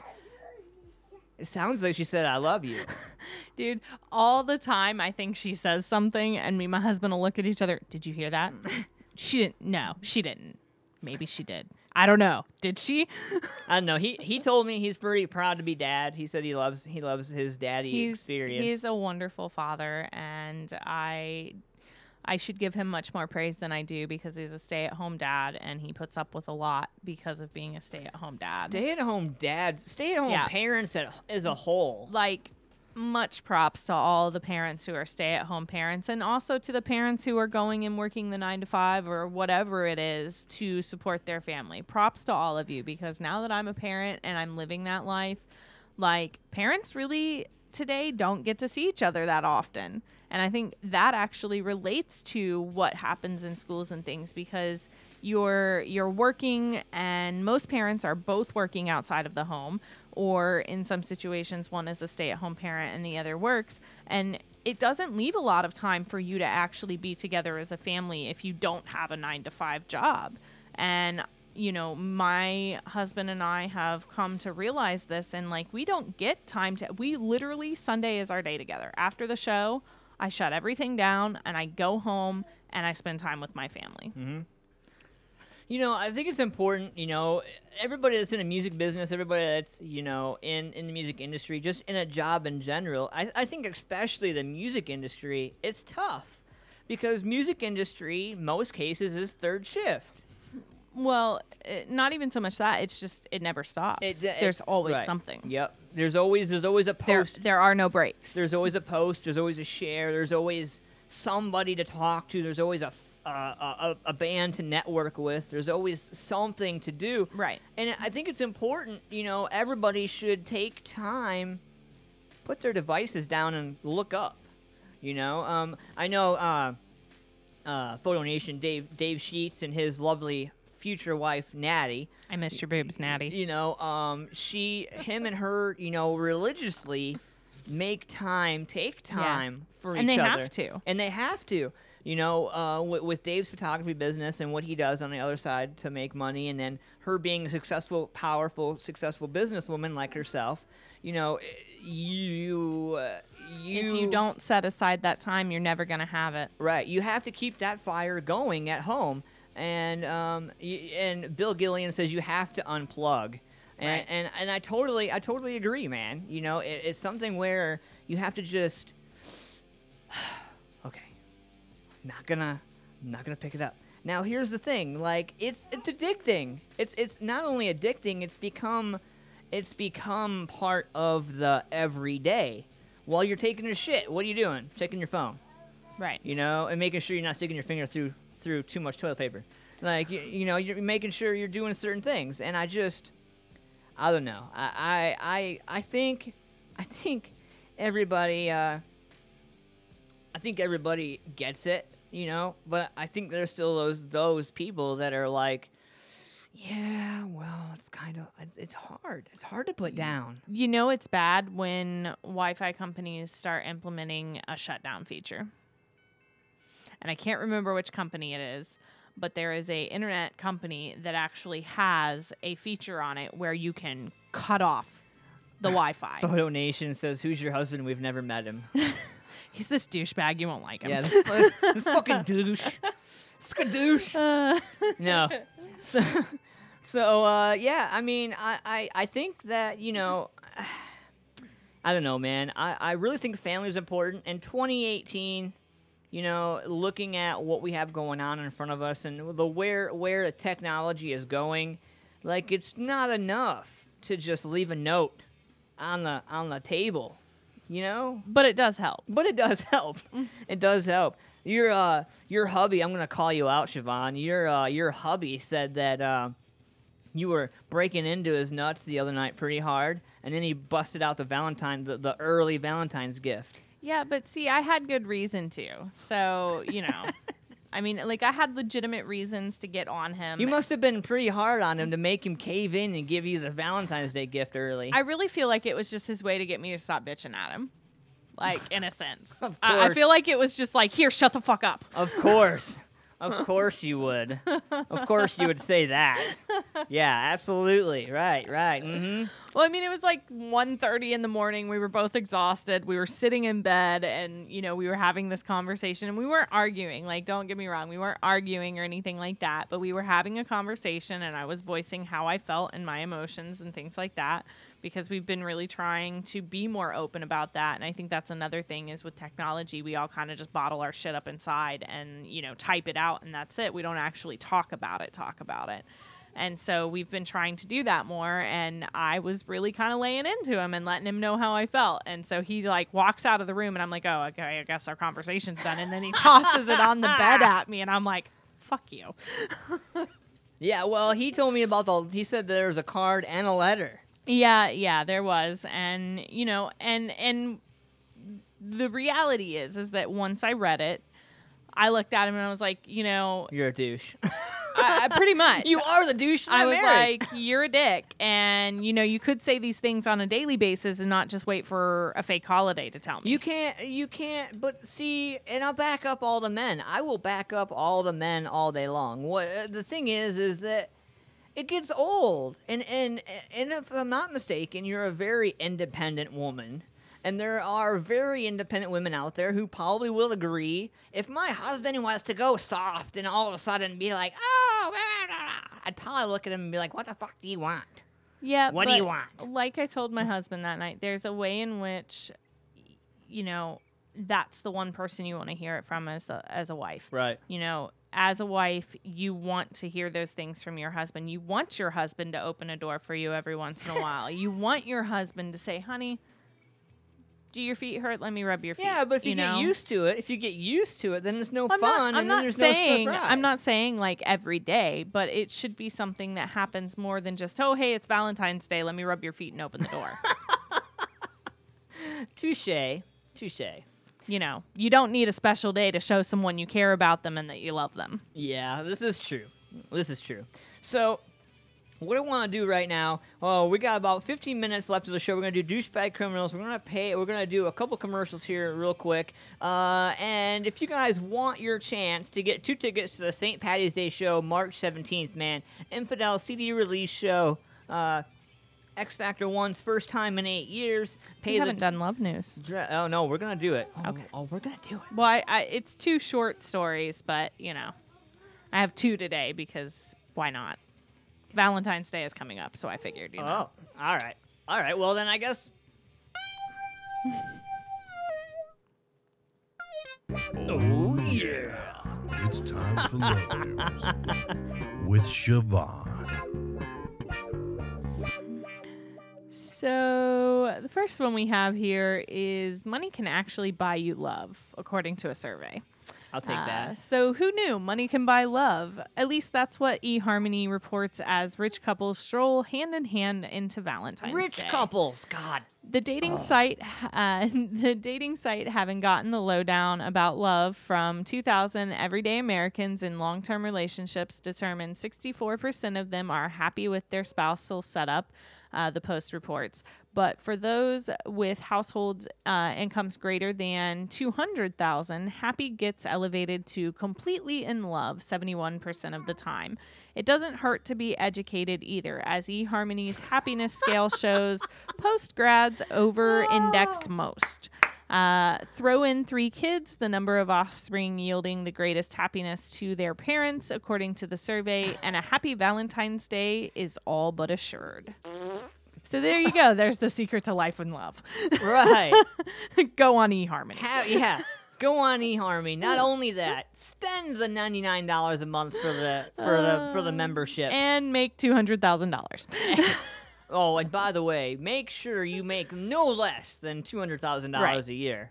Oh, and by the way, 3 is the magic number. Totally. So adopt or populate, whatever you need to do. Pop them babies out. Right. Hey, my girl Jocelyn's on to number 3, so she's almost there. Hey, You're almost there, girl. Keep going.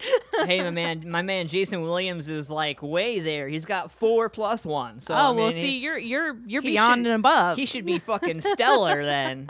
He should be like epically happy. No, I saw that and I thought everybody would enjoy that and get a kick out of Oh that. my But God. so with Valentine's Day coming up, I have one that relates to that. So 5 unconventional date ideas to spice up your Valentine's Day. Whether you love, loathe, can't stand, or can't get enough of Valentine's Day, the holiday is swiftly approaching, according to both the calendar and the shops filled to the brim with all of the things hearts, candy, and teddy bears. While millions of Americans in relationships eagerly await February 14th, many admit to being bored with the Valentine's Day traditional fanfare. According to a new study by Groupon, 1 in 4 couples say their Valentine's Day rituals have become routine. Not only do 53% of Americans polled feel they celebrate the holiday the same way year after year, most claim that they can predict exactly what their partners will get them. Yawn. Instead of going the typical dinner and movie route, check out these 5 fresh suggestions for spicing up the most romantic day of the year with your loved one. Enjoy a breakfast date.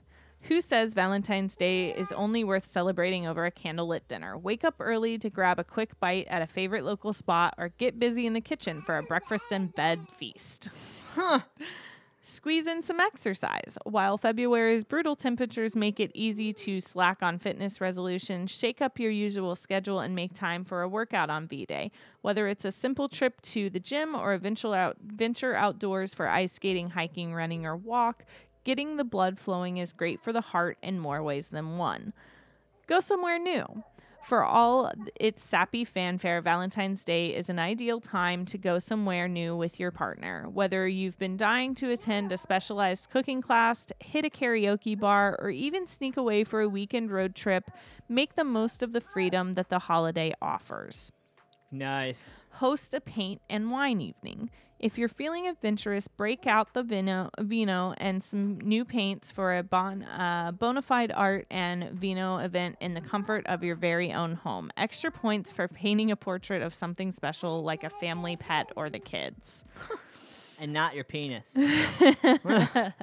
And last but not least, recreate your first date. Whether you met on the old college green or in a noisy bar, there's something sweet about toasting the holiday where your love story began. No matter if where you met is near or far from where home is now, that special place deserves a proper salute on February 14th. Where is yours? Do you remember? So, my husband and I have differing opinions of when we first met. So he says that we first met at a party at a friend of ours. And I don't rightly remember that because I was drinking a lot in those days. Brutal. I believe that our first meeting was at a bar when I was with an ex of mine, again, during my drinking days. So we kind of differ on that. But what I can say is I remember the moment when I realized that he was the person that I wanted to be with. And I was very sadly and tragically shot down when I realized that the chick that was with him was his girlfriend. So it's usually how that happens. I literally, I was like, yeah, tonight's the night and I'm going to talk to him. And so we all went downstairs and then I realized in the conversation between the two of them that they were together. And I was like, all right, friend zone, because I'm not a homewrecker. Right. But I totally bided my time and waited for the perfect opportunity. And when I saw it, I fucking jumped. And now, look who has the rock, bitch. Oh, that's funny. Oh, and the baby. I made sure. I made sure to get that on camera. That way, if anybody goes back to watch it. So Kevin Rogers, he says he's got a bolt, but he says we appreciate you out here. We love you, Kevin. Thank you, sir. Appreciate you. And I appreciate all the viewers and everybody chiming in this morning. Photo Nation AP, one of our sponsors, Rocky X TV, FetishCartel.net. Check them out, man. If you guys have Valentine's Day coming up, man, good stuff over there, FetishCartel.net. If you send them an email and contact them, tell them you heard about them on Ant-Man Versus, they'll give you 10% off your first purchase. You just got to email them and contact them through their website. So, let's see here. We got Douchebag Criminals. We got about 7 minutes left. We're going to do Douchebag Criminals here real quick. So, let me knock this one out here for you, because this one, I'm a father, and this one really upsets me. I know this is going to piss off a lot of dads out there. So, here we go. You ready for this? Good morning, RB. How you doing, sir? Macomb County, North Carolina, 38-year-old man who fatally stabbed his daughter in the heart in front of a National Park Security Service Rangers admits his guilt Friday and was sentenced. Seth Wills Pickering, 38, of Leicester, North Carolina, pleaded guilty to first-degree murder for killing his daughter, Lila Pickering, in September 2016 along the Blue Ridge Parkway, according to R. Andrew Murray, the U.S. Attorney for the Western District of North Carolina. The Macomb County Department of Health and Human Services had placed Lila in foster home for 4 weeks before the murder. Pickering, who was only allowed supervision visitation, had come to the home and took the child without permission. Two rangers found Pickering's car parked at about 6 p.m. on September 9th, 2016, along the Blue Ridge Parkway near mile marker 393. They saw Pickering and Lila walking down the steep embankment. The affidavit said because there were no trails, picnic areas, or campsites nearby, the rangers began to investigate. The rangers said they were investigating a legal campsite and campfire and did not know what the missing child investigation was all about. Rangers said after they exchanged a few words with Pickering and he told them everything was fine, he suddenly lunged towards Lila and stabbed her in the heart with a kitchen knife. She died on the scene. And it turns out that rangers arrested Pickering. The rangers said they were... When they asked Pickering why he killed his daughter, he answered, "Now they will never be able to take her away from me. She's happier now. It's what she wanted." He later told authorities about that 10 minutes before they reached the location where he stabbed her, Lila had made him promise they would never take her away from him again. Pickering said, "I reacted the only way I knew that she could go to sleep without having to cry. Daddy, I want to come home. I knew as soon as they showed up, they would take her away from me and never let me see her again," an affidavit said. Murray said Friday, "Our hearts go out to Lila's family. No action by criminal justice system can soothe the pain of this loss. This is an outcome reached after consideration of all facts and circumstances of this case.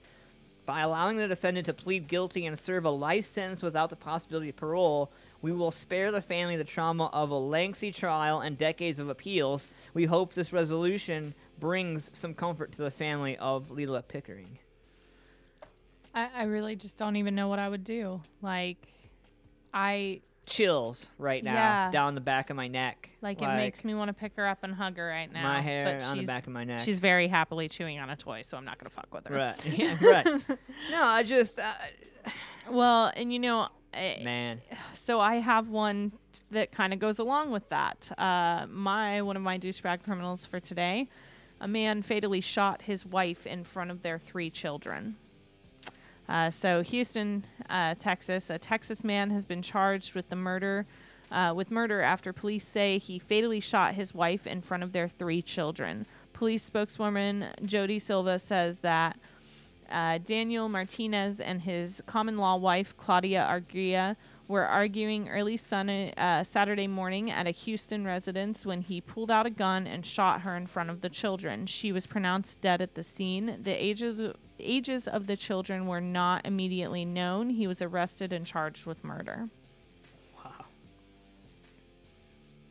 Just, like, mind-baffling to me how someone, like, over an argument, and in front of the kid, like, I can't even begin to explain how not okay at all. Yeah. We got some douchebags today, that's for sure. I mean, yeah, like that is right up there with like the worst of the worst when it comes to things like that, without a doubt. I mean, it's bad enough to shoot your wife, but to do it in front of your kids, right? Really? You don't want you don't want to leave anybody out, I guess. God. I don't know. So our next douchebag criminal is a dad who forced his teen daughter to shave her head as punishment, according to her mom. Hilarious. So, little shit. I'm sorry. Yeah. So beauty may be in the eye of the beholder, but one Ohio mother is determined to get justice after her former partner cut off the teenage daughter's highlighted hair as punishment. Notice former partner. Yeah. So on January 31st, Kristen Johnson of Fostoria took to Facebook to share photos of the shocking haircut that her daughter Kelsey was forced to get after visiting her father, Chiffon Frederick, and stepmother Sarah Murphy.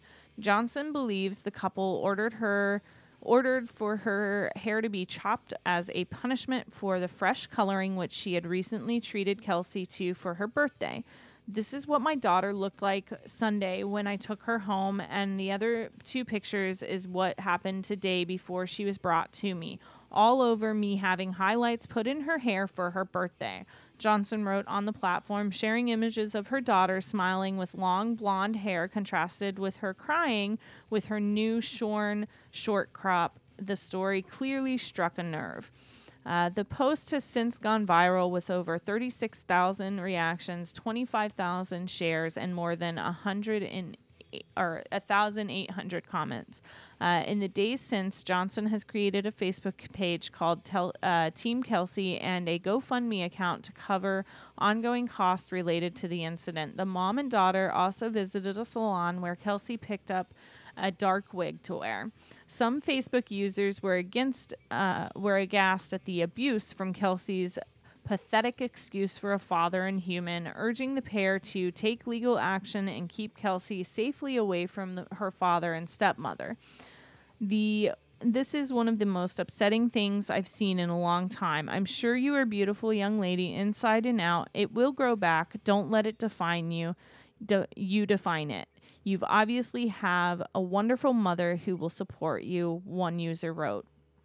I would love to give dear old dad a haircut. You are a beautiful young lady. It will grow back, but I am so sorry that someone who is supposed to love and protect you did this to you. For what it's worth, you look great either way, another chimed in.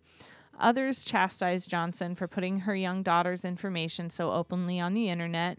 Now a young girl's face and whereabouts is known to the world. Maybe you should even post her phone number and address. Way to exploit your daughter for a stupid GoFundMe. Normal people would have handled this in a court and kept the daughter's innocence protected.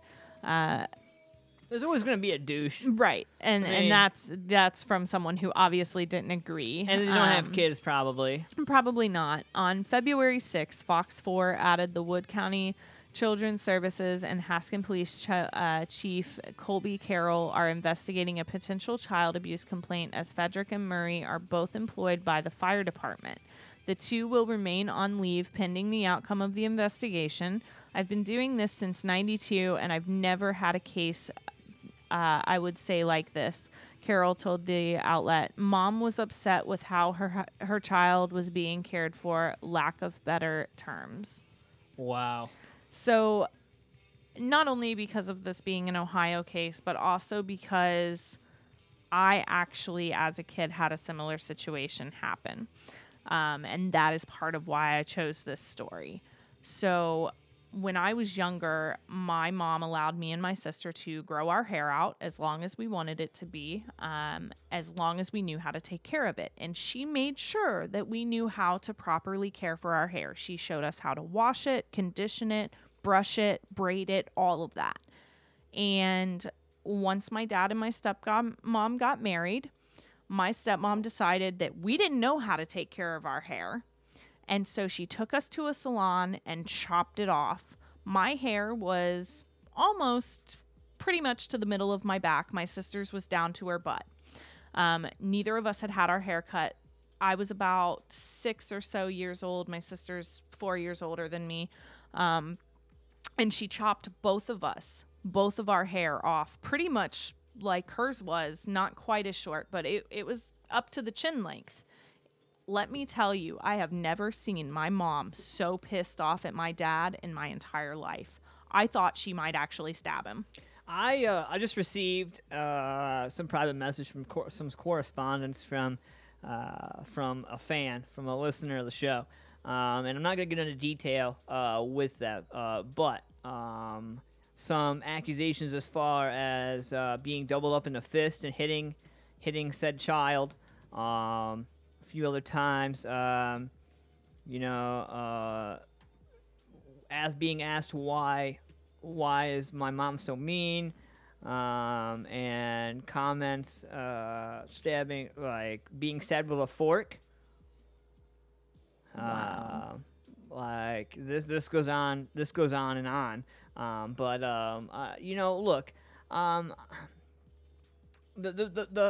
the thing is that when you are talking about, they can't defend themselves, man. They can't fight back. They don't know what you're doing.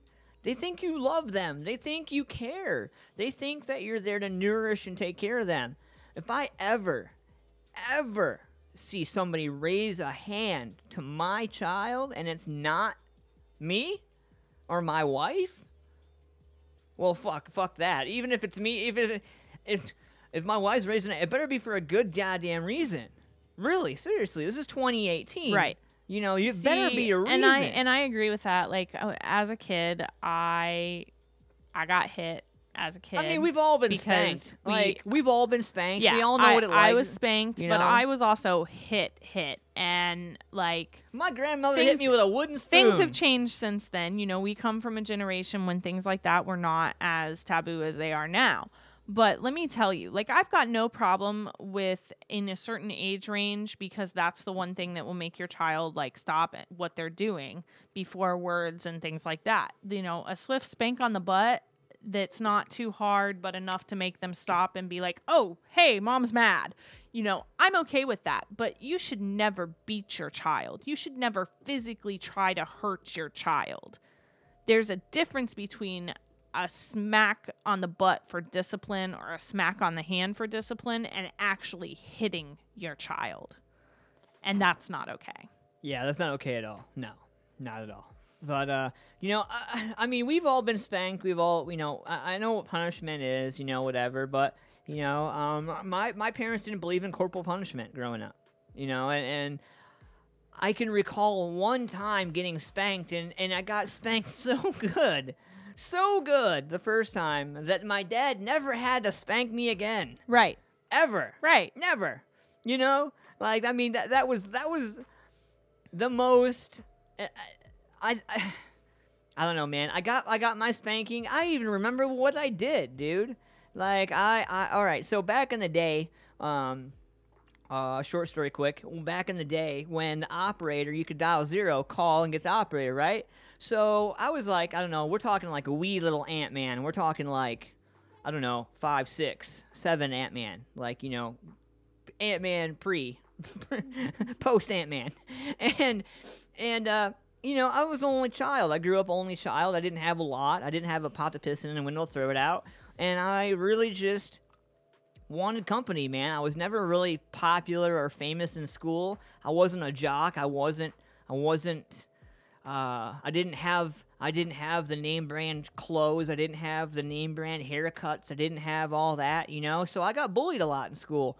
So I never really had friends. So, I reached out. I remember it like it was yesterday. I saw this commercial on TV for the Hockey Association in Canada. It was a 18888 number. And I called that number over and over and over and over and over and like times 3 over.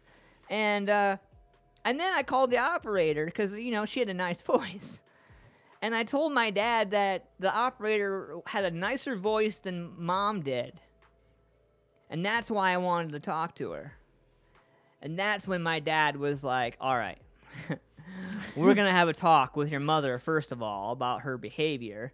Secondly, we're going to talk about this goddamn phone bill that just came for $2,800 because you called Canada 9 times.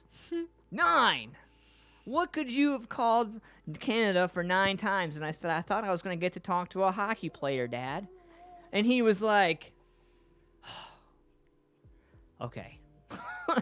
And just, you know, I had to work it off all summer. But, yeah, fun stuff. Fun stuff. So, anyway, I don't know, man. If you're going to punish your kids, man, come up with a creative punishment. Don't just hit them. I mean, yeah, like anymore, there are much more effective ways. Make them hold bottles of water. In the day of technology, make them hold water if they're out. old enough to have technology, take their frickin' phone away for a week. Right. It'll be like death to them. Yeah. Take their Xbox away. And don't even take the Xbox. Just take the controllers and the power cord, and then they can't use it. You know? Yep. It's really simple. Like, there are so many easy ways to punish your kid these days. Take away their favorite toy. You know, don't let them have certain things. Whatever. But beating them is not the answer. Right. So before we get out the door, Siobhan, and neither is cutting their hair off for fucking having highlights. Siobhan, I wanted to get this out there. Yesterday, we had 2 fallen officers in Westerville. Yes. Westerville community will come together today for 2 events to honor the 2 officers that fell in the line of duty on Saturday. You guys will be able to look to our page for those details. We're going to get those shared so that everybody can be out there and show some respect for that. We here at MFP and the community here in Columbus, man, it's not just them that is going through this. So keep that in mind, you guys. I know a lot of my friends and a lot of my music familia out there, some of our listeners are police officers or emergency people themselves. So, you know, I just want to give a shout out to all of our emergency responders, everybody out there that keeps us safe on the roads, man. Thank you guys for doing what you do. The men and women who risk their lives every day, we love you guys. Thank you so much. And to the fallen officers' families, our deepest and warmest condolences to you guys. We love you guys, and absolutely. I don't know, man, and I think that's the show. We're about 10 minutes after 10 o'clock. You guys are going to have your opportunity to get qualified for St. Paddy's Day on Ant-Man Versus next Thursday, 8 p.m. to 10 p.m. live, musicfamiliaproductions.com. I want to give a huge shout-out to all my sponsors, Photo Nation AP, Rocky X TV. I didn't get a chance to see Rocky this morning. Yeah, I didn't see him in the chat. Hopefully he's doing well. And shout-out to Photo Nation AP, Dave Sheets, man. Always good to hear from you, sir. Always good to conversate. Always love your side of things, Dave. It's always a good conversation. Whether we agree or disagree, it's always a good convo.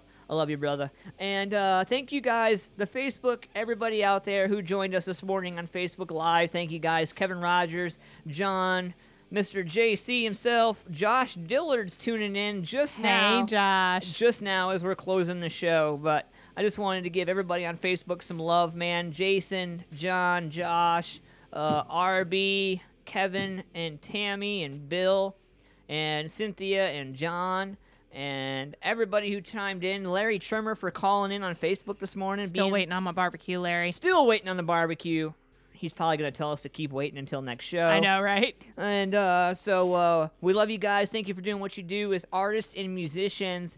And if you're an artist, a musician, if you're in a local business, if you have a local business, if you're needing advertising, or if you have a product you want us to review, we'll review it live on the show for you. Let your fans know, let your friends know. MusicFamiliaProductions.com, AntmanVS at MusicFamiliaProductions.com, or Siobhan, SIOBHAN MFP at MusicFamiliaProductions.com. Check out our studio, baby. She's getting familiar. She's got some social media she's got to put together. We're going to get her in the studio to edit some audio, too. Oh, yeah. All right, guys. Thank you for doing what you do. Thank you for tuning in with us this morning. I love you guys. Have a wonderful, wonderful day. See ya.